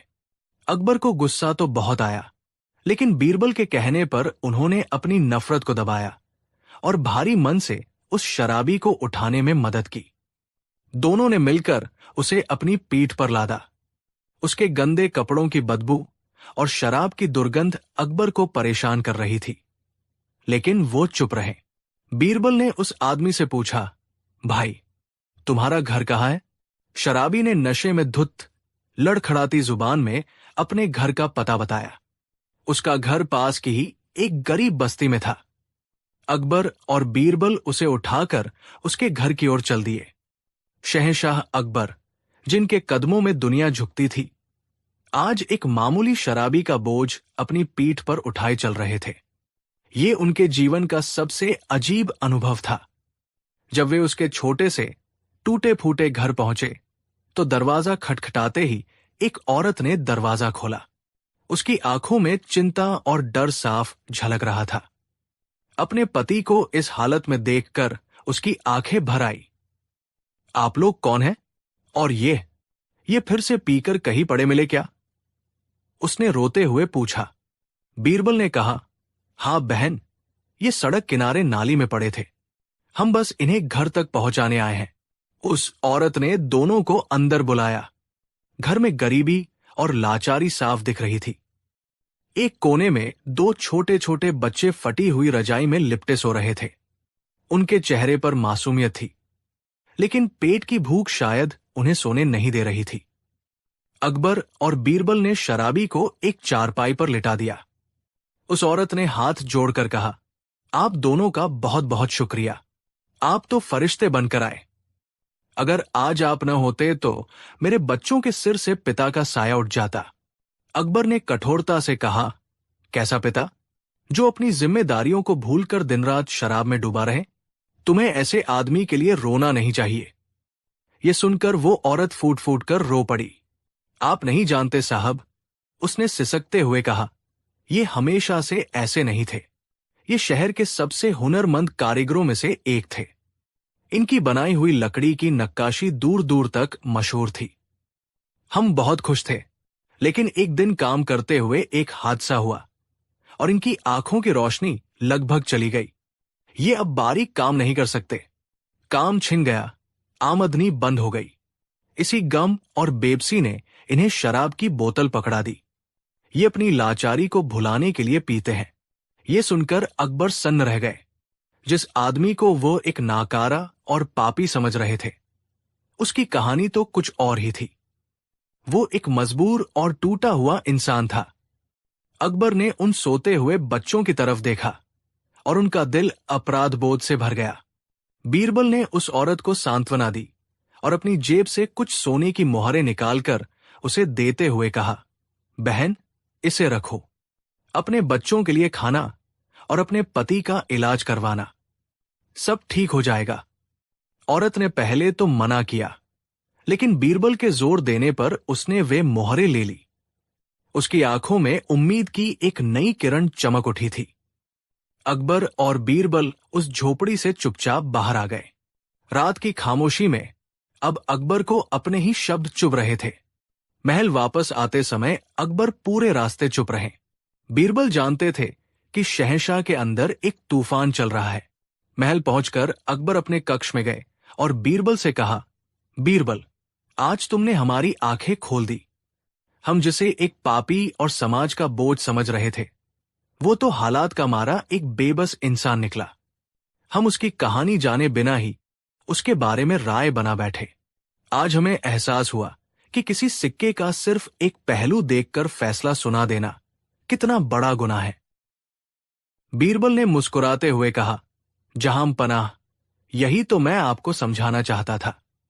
नशा और नशेड़ी दोनों बुरे हैं, लेकिन कभी कभी हमें उस वजह को भी समझना चाहिए जो इंसान को उस अंधेरे रास्ते पर ले जाती है।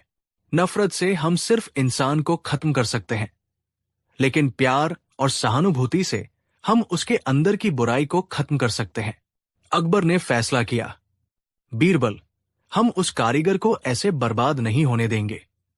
कल सुबह तुम उसे हमारे सामने दरबार में पेश करना। अगले दिन वो कारीगर जिसका नाम हीरालाल था, दरबार में कांपते हुए हाजिर हुआ। रात का नशा उतर चुका था और अब उसे दरबार में बुलाए जाने का डर सता रहा था। उसे लगा कि रात में नाली में पड़े होने की वजह से उसे कोई कड़ी सजा दी जाएगी। अकबर अपने सिंहासन पर बैठे थे। उन्होंने हीरालाल को देखा और कहा, हीरालाल, हमने सुना है कि तुम एक बहुत काबिल कारीगर हो। हीरालाल डर के मारे कुछ बोल नहीं पाया, बस सिर झुकाकर खड़ा रहा। अकबर ने आगे कहा, एक हादसा तुम्हारे साथ हुआ, लेकिन इसका मतलब ये नहीं कि तुम्हारी जिंदगी खत्म हो गई। तुम्हारी आंखों की रोशनी कम हुई है, तुम्हारा हुनर नहीं मरा है। हम तुम्हें एक मौका देना चाहते हैं। अकबर ने हुक्म दिया, आज से तुम शाही कारखाने में काम करोगे। तुम्हें बारीक नक्काशी का काम नहीं, बल्कि मोटे और बड़े लकड़ी के सामान बनाने का काम सौंपा जाता है, जैसे कि संदूक, दरवाजे और पलंग। तुम्हारे हुनर का इस्तेमाल होगा और तुम्हारी आंखों पर भी जोर नहीं पड़ेगा। तुम्हें एक अच्छा वेतन और रहने के लिए एक घर भी दिया जाएगा। तुम्हारे बच्चों की पढ़ाई का खर्चा सल्तनत उठाएगी। यह सुनकर हीरालाल को अपने कानों पर यकीन नहीं हुआ। उसकी आंखों से पश्चाताप और कृतज्ञता के आंसू बहने लगे। वो अकबर के कदमों में गिर पड़ा। जहां पनाह, वो रोते हुए बोला, मैं तो एक पापी हूं। मैंने अपनी जिंदगी शराब में बर्बाद कर दी। मैं इस मेहरबानी के लायक नहीं हूं। अकबर ने उसे उठाते हुए कहा, तुम लायक हो हीरालाल। हर इंसान एक दूसरा मौका पाने का हकदार होता है, लेकिन हमारी एक शर्त है। क्या शर्त? आलमपना, मैं आपकी हर शर्त मानने को तैयार हूं, हीरालाल ने कहा। अकबर ने बीरबल की तरफ देखा और फिर हीरालाल से कहा, शर्त यह है कि आज से तुम शराब की एक बूंद को भी हाथ नहीं लगाओगे। तुम अपनी मेहनत की कमाई अपने परिवार पर खर्च करोगे, शराब पर नहीं। तुम अपनी जिंदगी को फिर से संवारोगे, सिर्फ अपने लिए नहीं, बल्कि अपने उन मासूम बच्चों के लिए। हीरालाल ने रोते हुए कसम खाई कि वो आज के बाद कभी शराब को हाथ नहीं लगाएगा। उस दिन के बाद हीरालाल की जिंदगी पूरी तरह बदल गई। उसने शराब हमेशा के लिए छोड़ दी और अपनी पूरी लगन और मेहनत से शाही कारखाने में काम करने लगा। उसका खोया हुआ सम्मान और आत्मविश्वास वापस लौट आया। उसका परिवार फिर से खुशहाल हो गया। एक दिन, कुछ महीनों बाद, अकबर और बीरबल फिर से भेष बदलकर उस बस्ती में गए। उन्होंने देखा कि हीरालाल का टूटा फूटा घर अब एक साफ सुथरा और अच्छा मकान बन चुका था। अंदर से बच्चों के हंसने की आवाजें आ रही थी। हीरालाल अपने बच्चों के साथ खेल रहा था और उसकी पत्नी खुशी से खाना बना रही थी। उस घर में अब लाचारी और निराशा की जगह उम्मीद और खुशियों ने ले ली थी। ये देखकर अकबर की आंखों में संतोष के आंसू आ गए। उन्होंने बीरबल से कहा, बीरबल, आज हमें असली जीत का एहसास हो रहा है। एक सल्तनत जीतना उतना बड़ा काम नहीं जितना किसी एक हारी हुई जिंदगी को जीत लेना है। तुमने हमें सिखाया कि नफरत से नहीं, बल्कि रहम और मौके से दुनिया को बेहतर बनाया जा सकता है। बीरबल ने मुस्कुराते हुए कहा, जहां पनाह, आपने सिर्फ हीरालाल की जिंदगी नहीं बदली, आपने एक मिसाल कायम की है। आपने ये साबित किया है कि एक बादशाह का काम सिर्फ सजा देना नहीं, बल्कि सही रास्ता दिखाना भी है। और ये कहानी हमेशा के लिए अमर हो गई। ये हमें सिखाती है कि किसी भी इंसान को सिर्फ उसकी बाहरी हालत देखकर आंकना नहीं चाहिए। हर इंसान के पीछे एक कहानी होती है। नफरत और घृणा किसी समस्या का हल नहीं है, बल्कि करुणा, सहानुभूति और एक मौका किसी की भी जिंदगी को बदल सकता है। एक छोटी सी मदद, एक छोटी सी पहल, एक अंधेरी जिंदगी में उम्मीद का सूरज उगा सकती है। कहानी 7। ये कहानी उस दौर की है जब मुगल सल्तनत अपनी बुलंदी पर थी, लेकिन इंसान का मन आज भी वैसा ही था जैसा सदियों पहले था, डर और अंधविश्वास से भरा हुआ। आगरा की गलियों में उन दिनों एक अजीब सा तौस फैल रहा था। एक ऐसा डर जो तलवारों से नहीं, बल्कि फुसफुसाहटों से पैदा हुआ था। शहर के बाहर यमुना नदी के किनारे एक साधु ने डेरा डाला था, जिसका नाम था बाबा कल्याणानंद। लोग कहते थे कि कल्याणानंद कोई साधारण साधु नहीं, बल्कि सिद्ध पुरुष है। उसके पास अलौकिक शक्तियां हैं। वो हवा में से आग पैदा कर सकता है, लोगों के मन की बातें पढ़ सकता है, और सबसे खतरनाक, वो काला जादू कर सकता है। जो उसकी बात नहीं मानता, उसके घर पर दुर्भाग्य का पहाड़ टूट पड़ता था। देखते ही देखते आगरा के आम लोगों से लेकर बड़े बड़े अमीर व्यापारी तक उसके भक्त बन गए। लोग अपनी दौलत, अपने जेवर उसके कदमों में रख देते, बस इस डर से कि कहीं बाबा का श्राप उन्हें न लग जाए। ये खबर जब बादशाह अकबर के दरबार में पहुंची तो दरबारियों में भी हलचल मच गई। कुछ मंत्री बाबा को ढोंगी बता रहे थे, तो कुछ उसकी शक्तियों से तौफजदा थे। बादशाह अकबर खुद विज्ञान और तर्क में विश्वास रखते थे, लेकिन वो अपनी प्रजा के डर को नजरअंदाज नहीं कर सकते थे। एक दिन दरबार में इस मुद्दे पर गर्मा गर्म बहस चल रही थी। एक मंत्री ने कहा, जहां पनाह, मैंने खुद अपनी आंखों से देखा है, बाबा ने अपनी खाली हथेली पर एक दिया जला दिया। ये कोई जादू नहीं तो और क्या है? दूसरा मंत्री बोला, और तो और, उसने मेरे मन की बात बता दी। जो राज मेरे सिवा कोई नहीं जानता था, वो बाबा ने सबके सामने कह दिया। बादशाह अकबर ने बीरबल की ओर देखा, जो हमेशा की तरह शांत बैठे सब सुन रहे थे। बीरबल, इस मामले पर तुम्हारी चुप्पी हमें परेशान कर रही है। क्या तुम्हें नहीं लगता कि यह मामला गंभीर है? हमारी प्रजा डर में जी रही है। बीरबल अपनी जगह से उठे और अदब से झुके।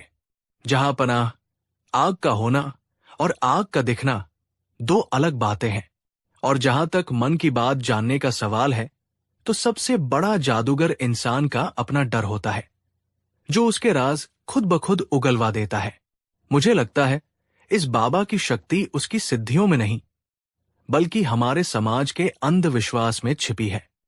दरबारियों को बीरबल की ये बात पसंद नहीं आई।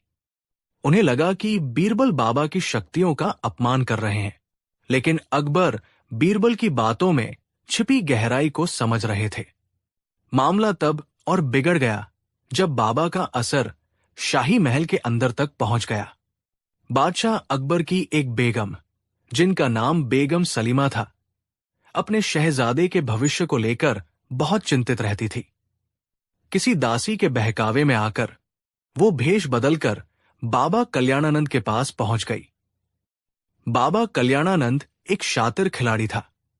उसने महल के अंदर अपने जासूस छोड़ रखे थे, जो उसे हर छोटी बड़ी खबर देते थे।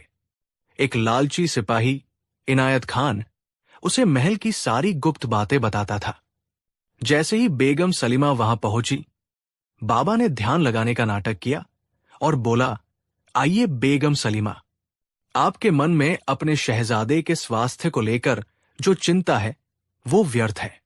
बस आपको उस बुरी नजर से बचना होगा जो महल के भीतर से ही आपके शहजादे पर लगी है। बेगम सलीमा ये सुनकर सन्न रह गई। बाबा ने न केवल उनका नाम पहचान लिया, बल्कि उनकी सबसे गहरी चिंता भी बता दी। वो पूरी तरह से बाबा के जाल में फंस गई। उन्होंने बाबा को बेशकीमती तोहफे दिए और उसकी हर बात पर यकीन करने लगी। महल में लौटकर उन्होंने बादशाह अकबर को भी यकीन दिलाया कि बाबा कल्याणानंद कोई साधारण इंसान नहीं है और हमें उनका सम्मान करना चाहिए, वरना सल्तनत पर कोई भारी संकट आ सकता है। अब अकबर भी दुविधा में पड़ गए। एक तरफ बीरबल का तर्क था और दूसरी तरफ उनकी अपनी बेगम का विश्वास और प्रजा का डर। उन्होंने फैसला किया कि वो खुद इस बाबा की परीक्षा लेंगे। बाबा कल्याणानंद को शाही दरबार में हाजिर होने का हुक्म दिया गया। अगले दिन दरबार खचाखच भरा हुआ था। बाबा कल्याणानंद अपनी भगवा वेशभूषा में, लंबी दाढ़ी और चमकती आंखों के साथ दरबार में दाखिल हुआ। उसके चेहरे पर एक अजीब सा आत्मविश्वास था। अकबर ने कहा, बाबा, हमने आपके बारे में बहुत कुछ सुना है। हम जानना चाहते हैं कि आपकी शक्तियों में कितनी सच्चाई है। बाबा मुस्कुराया, जहां पनाह, शक्तियां दिखाने की चीज नहीं, महसूस करने की होती है। लेकिन आपकी तसल्ली के लिए मैं आपको एक छोटा सा चमत्कार दिखाता हूं। उसने अपने हाथ आगे बढ़ाए और आंखें बंद कर ली। वो कुछ मंत्र बुदबुदाने लगा। अचानक उसकी हथेली पर एक छोटी सी आग की लपट जल उठी। पूरा दरबार आश्चर्य से चीख पड़ा। मंत्री एक दूसरे का मुंह देखने लगे। इसके बाद बाबा ने एक मंत्री की ओर इशारा करते हुए कहा, मंत्री जी, आप इस बात से परेशान हैं कि आपका बेटा आपकी बात नहीं सुनता और गलत संगत में पड़ गया है ना? वो मंत्री हक्का बक्का रह गया। ये बात सच थी और उसने किसी को नहीं बताई थी। अब तो दरबार में लगभग सभी को यकीन हो गया कि बाबा चमत्कारी है। बादशाह अकबर भी प्रभावित हुए बिना न रह सके। उन्होंने बाबा को रहने के लिए शाही मेहमान खाने में जगह दी और उसकी सेवा के लिए नौकर चाकर लगा दिए। सिर्फ एक शख्स था जिसके चेहरे पर कोई हैरानी नहीं थी, बीरबल। वो शांत मन से सब देख रहे थे। दरबार खत्म होने के बाद बीरबल सीधे अपने कक्ष में गए। उन्होंने अपने कुछ सबसे भरोसेमंद जासूसों को बुलाया। बीरबल ने कहा, मुझे बाबा कल्याणानंद पर 24 घंटे नजर चाहिए। वो किससे मिलता है, कहाँ जाता है, क्या खाता पीता है, और सबसे जरूरी, उसके आश्रम से कौन कौन सी चीजें आती जाती है। मुझे हर बात की खबर चाहिए। और तुम में से 2 लोग भक्त बनकर उसके आश्रम में ही रहने लगो। जासूस अपने काम पर लग गए। बीरबल जानते थे कि हर जादू के पीछे कोई न कोई तरकीब जरूर होती है। हथेली पर आग जलाना। बीरबल ने रसायन विज्ञान की कुछ पुरानी किताबें पढ़ी थी। उन्हें पता था कि कुछ खास रसायनों को मिलाने से आग पैदा की जा सकती है। और मन की बातें जानना, इसके लिए जासूसी का एक बड़ा नेटवर्क चाहिए। बीरबल का शक महल के किसी भेदी पर था। कुछ दिन बीते। बीरबल के जासूसों ने खबरें लाना शुरू कर दिया। एक जासूस ने बताया कि बाबा के आश्रम में हर रोज शहर के एक हकीम के यहां से कुछ पुड़िया आती है, जिनमें अजीब से पाउडर और तेल होते हैं। दूसरे जासूस ने खबर दी कि बाबा देर रात को कुछ लोगों से मिलता है, जो उसे शहर के अमीरों के घरों की खबरें देते हैं। लेकिन सबसे बड़ी सफलता तब मिली जब बीरबल के एक जासूस ने महल के सिपाही इनायत खान को बाबा के एक आदमी से छिपकर मिलते हुए देख लिया। वो उसे महल की बातें बता रहा था और बदले में सोने के सिक्के ले रहा था। अब बीरबल के सामने सारी तस्वीर साफ हो चुकी थी। बाबा कोई सिद्ध पुरुष नहीं, बल्कि एक धूर्त ठग था जो जासूसी और हाथ की सफाई से लोगों को बेवकूफ बना रहा था। लेकिन अब सवाल यह था कि उसे बेनकाब कैसे किया जाए। अगर बीरबल सीधे बादशाह के पास जाते तो शायद कोई उनकी बात पर यकीन न करता, क्योंकि सब बाबा का चमत्कार अपनी आंखों से देख चुके थे। बीरबल को एक ऐसा जाल बिछाना था जिसमें बाबा खुद आकर फंसे। बीरबल सीधे बादशाह अकबर के पास पहुंचे। जहां पनाह, मैं बाबा कल्याणानंद की शक्तियों को चुनौती देना चाहता हूं। अकबर हैरान रह गए। बीरबल, ये तुम क्या कह रहे हो? तुमने उनका चमत्कार नहीं देखा? बीरबल ने कहा, जहां पनाह, मैंने देखा है, लेकिन हीरे को कसौटी पर परखे बिना उसकी कीमत नहीं लगानी चाहिए। मैं चाहता हूं कि आप एक सार्वजनिक सभा का आयोजन करें, जहां बाबा को अपनी शक्तियों का अंतिम और सबसे बड़ा प्रमाण देना होगा। अगर वो सफल हो गए तो मैं अपनी हार मान लूंगा और दरबार छोड़कर चला जाऊंगा। अकबर को बीरबल पर पूरा भरोसा था। वो जानते थे कि बीरबल बिना सोचे समझे कोई कदम नहीं उठाते। उन्होंने बीरबल की बात मान ली और पूरे शहर में ऐलान करवा दिया कि अगले शुक्रवार को शाही मैदान में बाबा कल्याणानंद अपनी दिव्य शक्तियों का सबसे बड़ा प्रदर्शन करेंगे। शुक्रवार का दिन आया।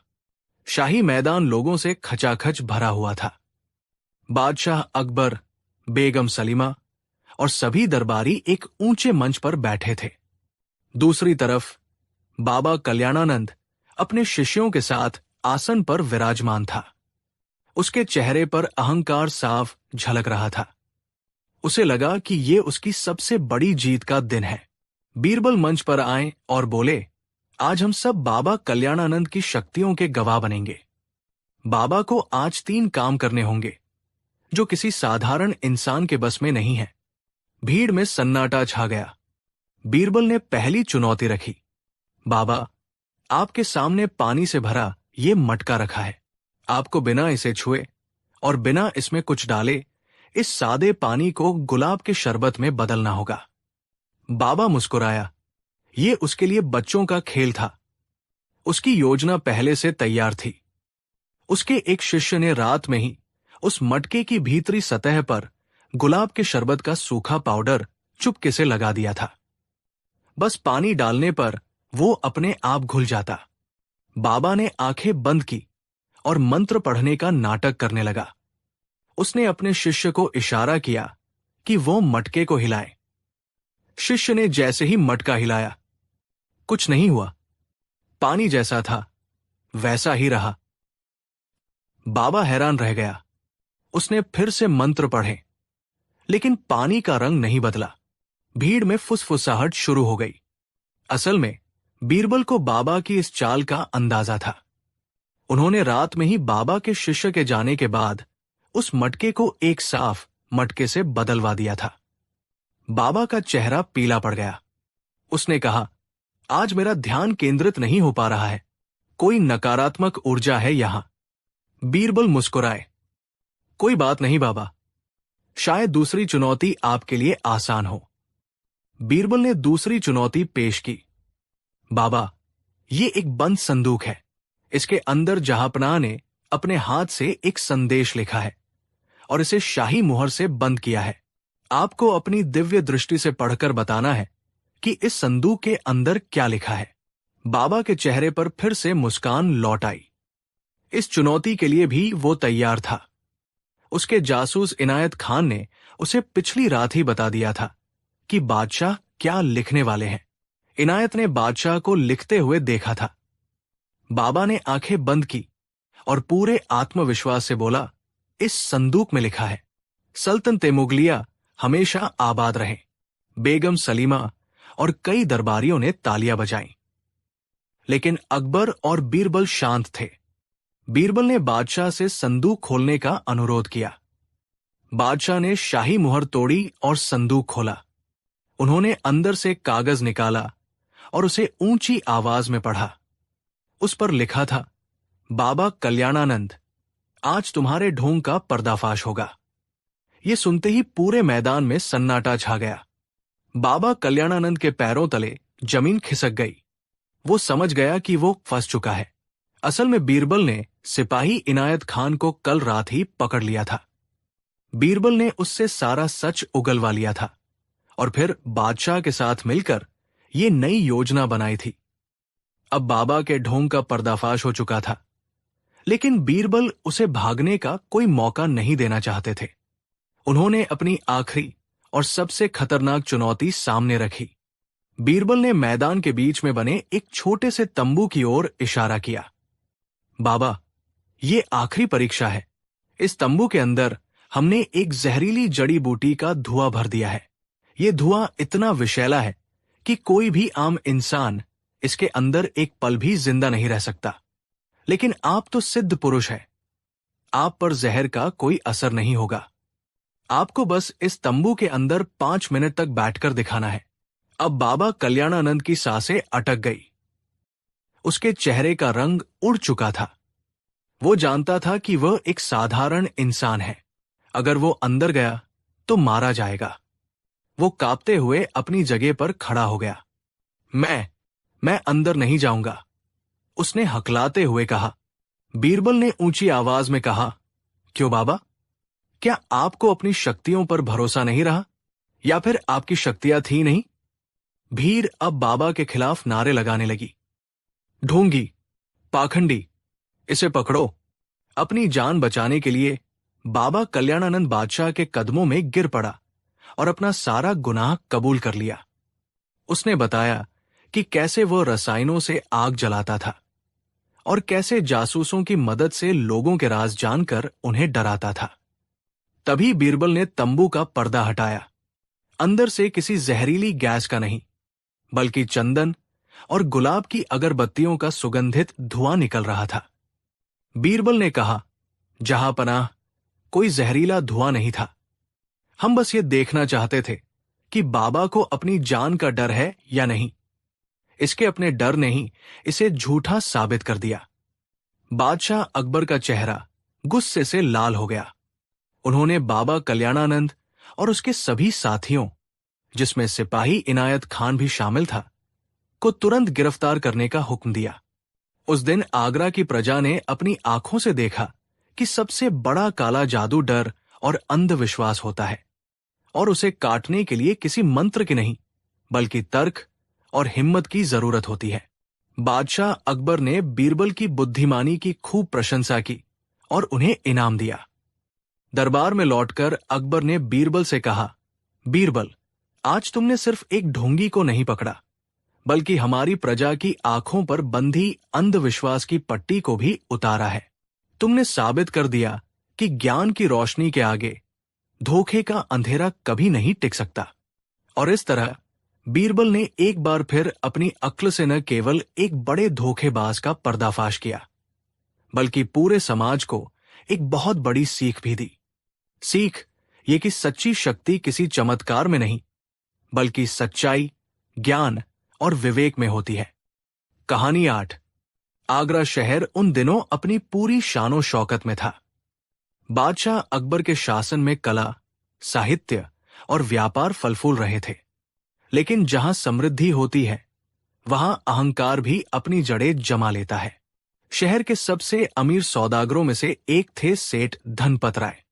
उनके पास दौलत की कोई कमी नहीं थी, लेकिन उनका बेटा कुंदन उस दौलत के नशे में चूर एक घमंडी और मूर्ख नौजवान था। कुंदन का मानना था कि पैसे से दुनिया की हर चीज खरीदी जा सकती है, इज्जत, शोहरत और यहां तक कि अक्ल भी। कुंदन अक्सर शहर के चौराहों पर अपने दोस्तों के बीच डींगे हाँकता, इस दुनिया में ऐसा कुछ नहीं जो मैं अपने सोने के सिक्कों से हासिल न कर सकूं। ये जो बड़े बड़े विद्वान और पंडित ज्ञान की बातें करते हैं, ये सब मेरे सामने पानी भरते हैं। अरे, बादशाह के नवरत्न बीरबल भी क्या चीज है। मैं चाहूं तो 10 बीरबल खरीदकर अपनी हवेली के बाहर पहरे पर खड़ा कर दूं। उसकी ये बातें हवा में तैरती हुई किसी न किसी तरह बादशाह अकबर के कानों तक पहुंच ही जाती थी। अकबर को कुंदन की इस मूर्खता और अहंकार पर बहुत क्रोध आता। उन्हें इस बात की चिंता थी कि दौलत का ऐसा घमंड समाज में ज्ञान और कला का अपमान कर रहा है। एक दिन जब कुंदन ने भरे बाजार में ये ऐलान कर दिया कि वो दुनिया का सबसे बुद्धिमान व्यक्ति है, क्योंकि उसके पास सबसे ज्यादा दौलत है, तो बादशाह का सब्र जवाब दे गया। शाम को जब दरबार लगा तो अकबर बहुत चिंतित दिखे। उन्होंने बीरबल से कहा, बीरबल, ये कुंदन नाम का लड़का हमारी सल्तनत के मूल्यों का मजाक बना रहा है। वो पैसे के घमंड में ज्ञान को चुनौती दे रहा है। हमें उसे सबक सिखाना ही होगा, लेकिन इस तरह कि उसकी अक्ल ठिकाने आ जाए और दौलत का नशा भी उतर जाए। बीरबल, जो हमेशा की तरह शांत भाव से सब सुन रहे थे, मुस्कुराए। जहां पनाह, चिंता न करें। हीरे को काटने के लिए लोहे की नहीं, हीरे की ही जरूरत पड़ती है।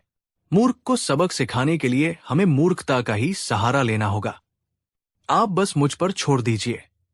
हम कुंदन को ऐसा सबक सिखाएंगे कि वो जिंदगी भर याद रखेगा, और वह भी उसकी अपनी दौलत से।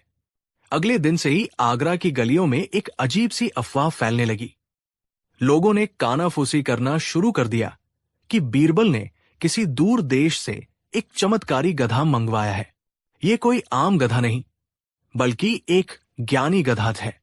कहते हैं कि वो गधा पिछले जन्म में एक बहुत बड़ा विद्वान था और उसे वेदों और शास्त्रों का पूरा ज्ञान है। बीरबल उसे एक विशेष प्रकार की मिठाई खिलाकर उसकी सोई हुई शक्तियों को जगा रहे हैं, ताकि वो फिर से इंसानी भाषा में बोल सके और अपना ज्ञान बांट सके। ये अफवाह आग की तरह पूरे शहर में फैल गई। लोग बीरबल के घर के बाहर उस चमत्कारी गधे की एक झलक पाने के लिए इकट्ठे होने लगे। जब ये खबर कुंदन के कानों तक पहुंची तो वो जोर जोर से हंसा। हा हा हा, बीरबल और उसका ज्ञानी गधा। लगता है अब बादशाह का सलाहकार सठिया गया है। गधा कहीं ज्ञानी होता है भला? मैं जाकर इस ढोंग का पर्दाफाश करता हूं। अपने अहंकार में चूर कुंदन सीधे बीरबल की हवेली पहुंच गया। उसने देखा कि बीरबल सचमुच अपने बगीचे में एक गधे के साथ बैठे थे। गधे के सामने कुछ पुरानी पांडुलिपियां और किताबें रखी थी, जो कि बीरबल ने जानबूझकर उल्टी रखी थी। बीरबल बड़ी गंभीरता से गधे को कुछ समझा रहे थे। तो देखो बुद्धसेन, बीरबल गधे को संबोधित करते हुए कह रहे थे, अर्थशास्त्र का ये सूत्र कहता है कि राज्य का कोष प्रजा के सुख के लिए है, न कि राजा के ऐशो आराम के लिए। तुम्हारी इस पर क्या राय है? गधे ने अपनी आदत के अनुसार जोर से ढेंचू ढेंचू की आवाज निकाली। बीरबल ने सिर हिलाया। बहुत खूब, क्या गहरा विचार है। तुम कहना चाहते हो कि प्रजा का सुख ही राज्य का असली कोष है। वाह, तुम्हारी बुद्धि दिन ब दिन तीव्र होती जा रही है। ये नजारा देखकर कुंदन हैरान रह गया। वो आगे बढ़ा और तंज कसते हुए बोला, वाह बीरबल जी, आप तो गधों को पढ़ाने लगे। क्या आगरा के सारे इंसान विद्वान हो गए हैं, जो अब जानवरों की बारी आई है? बीरबल ने कुंदन को देखा और अनजान बनने का नाटक किया। अरे कुंदन, तुम यहां? तुम इस दिव्य प्राणी के ज्ञान को नहीं समझोगे। ये साधारण गधा नहीं है, ये पूर्व जन का महान पंडित बुद्धसेन है। बस कुछ ही हफ्तों में ये इंसानी भाषा में बोलना शुरू कर देगा। और ये चमत्कार होगा कैसे? कुंदन ने मजाक उड़ाते हुए पूछा। बीरबल ने एक छोटी सी कटोरी से एक लड्डू उठाया, जो देखने में बहुत स्वादिष्ट लग रहा था। यह है ज्ञानवर्धक मिठाई। इसे हिमालय की दुर्लभ जड़ी बूटियों और मेरे गुप्त नुस्खे से बनाया गया है। इसे खाने से ही बुद्धसेन की चेतना जागृत हो रही है। ये कहकर बीरबल ने वो लड्डू गधे को खिला दिया। गधे ने मजे से लड्डू खाया और फिर से ढेंचू ढेंचू करने लगा। कुंदन की आंखों में एक अजीब सी चमक आई। उसके मूर्ख दिमाग ने सोचना शुरू कर दिया, अगर ये मिठाई सच में किसी गधे को ज्ञानी बना सकती है, तो सोचो मुझ जैसे इंसान को खाकर ये क्या बना देगी। मैं तो दुनिया का सबसे महान विद्वान बन जाऊंगा, फिर कोई मेरी बराबरी नहीं कर सकेगा। उसने अपनी सोच को छिपाते हुए कहा, बीरबल जी, मुझे ये सब ढोंग लगता है, लेकिन फिर भी मैं ये मिठाई चखना चाहता हूं। क्या पता इसमें स्वाद कैसा है। बीरबल ने तुरंत हाथ आगे कर दिया। नहीं कुंदन, नहीं, ये मिठाई इंसानों के लिए नहीं है। इसका असर उन पर उल्टा हो सकता है। एक साधारण इंसान का दिमाग इतनी तीव्र बुद्धि का तेज सहन नहीं कर पाएगा। बीरबल का मना करना कुंदन के लालच को और भड़का गया। उसे लगा कि बीरबल जानबूझकर ये रहस्य उससे छिपा रहे हैं। कीमत बोलो बीरबल। कुंदन ने अपनी थैली से सोने के 100 सिक्के निकालते हुए कहा, मुझे ये मिठाई चाहिए। 100 सिक्के कम हो तो 200 ले लो। बीरबल ने दुख का नाटक करते हुए सिर हिलाया। कुंदन, तुम ज्ञान का मूल्य सिक्कों में लगा रहे हो। ये अनमोल है, ये बिकाऊ नहीं है। अगले कुछ दिनों तक कुंदन रोज बीरबल के घर आता और मिठाई खरीदने की जिद करता। वो कीमत बढ़ाता गया, 200 से 500, 500 से 1000 सोने के सिक्के। लेकिन बीरबल हर बार मना कर देते, जिससे कुंदन की बेचैनी और बढ़ जाती। उसे अब ये यकीन हो गया था कि ये कोई साधारण मिठाई नहीं, बल्कि सच में कोई जादुई चीज है। आखिरकार 1 हफ्ते बाद बीरबल ने हार मानने का नाटक किया। ठीक है कुंदन, तुम्हारी जिद के आगे मैं हार गया, लेकिन इस ज्ञान को पाने की एक कीमत है, और वो सिर्फ सोना नहीं है। तुम्हें पहले खुद को इस मिठाई के योग्य साबित करना होगा।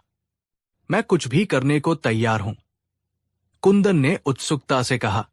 तो ठीक है, बीरबल ने गंभीर होकर कहा, अगले 7 दिनों तक तुम्हें इस ज्ञानी गधे बुद्धसेन की सेवा करनी होगी। तुम खुद इसके लिए चारा लाओगे, इसका गोबर उठाओगे और इसे नहलाओगे। तुम्हें इसे गुरु मानकर सम्मान देना होगा। अगर तुमने ये परीक्षा पास कर ली, तो मैं तुम्हें मिठाई का रहस्य बता दूंगा। सेठ धनपत राय का बेटा, जिसने कभी अपने हाथों से पानी का गिलास तक नहीं उठाया था, अब एक गधे की सेवा करने को तैयार हो गया। ये खबर पूरे आगरा में फैल गई और लोग छिप छिप कर ये तमाशा देखने आते। कुंदन रेशमी कपड़े पहने, नाक पर रुमाल रखे हुए गधे का गोबर उठाता। वो उसे अपने हाथों से चारा खिलाता और कहता, गुरुदेव, भोजन ग्रहण कीजिए। 7 दिन तक ये अपमान सहने के बाद कुंदन का अहंकार चूर चूर हो चुका था, लेकिन उसकी मूर्खता अभी भी बाकी थी। वो बीरबल के पास पहुंचा। मैंने आपकी शर्त पूरी कर दी, अब मुझे मिठाई का रहस्य बताइए। बीरबल उसे एक कमरे में ले गए। कुंदन, इस मिठाई का नुस्खा बहुत कीमती है। इसे पाने के लिए तुम्हें 10,000 सोने के सिक्के देने होंगे। 10,000 सोने के सिक्के, ये एक बहुत बड़ी रकम थी, लेकिन कुंदन के लिए अपनी महानता के आगे कुछ भी नहीं थी। उसने तुरंत अपने पिता के खजाने से 10,000 सिक्के लाकर बीरबल के कदमों में रख दिए। बीरबल ने सिक्के अपने सेवकों को दिए और कुंदन के हाथ में एक पुराना सा कागज थमाया, जिस पर मिठाई बनाने की विधि लिखी थी। कुंदन ने जल्दी जल्दी पढ़ा।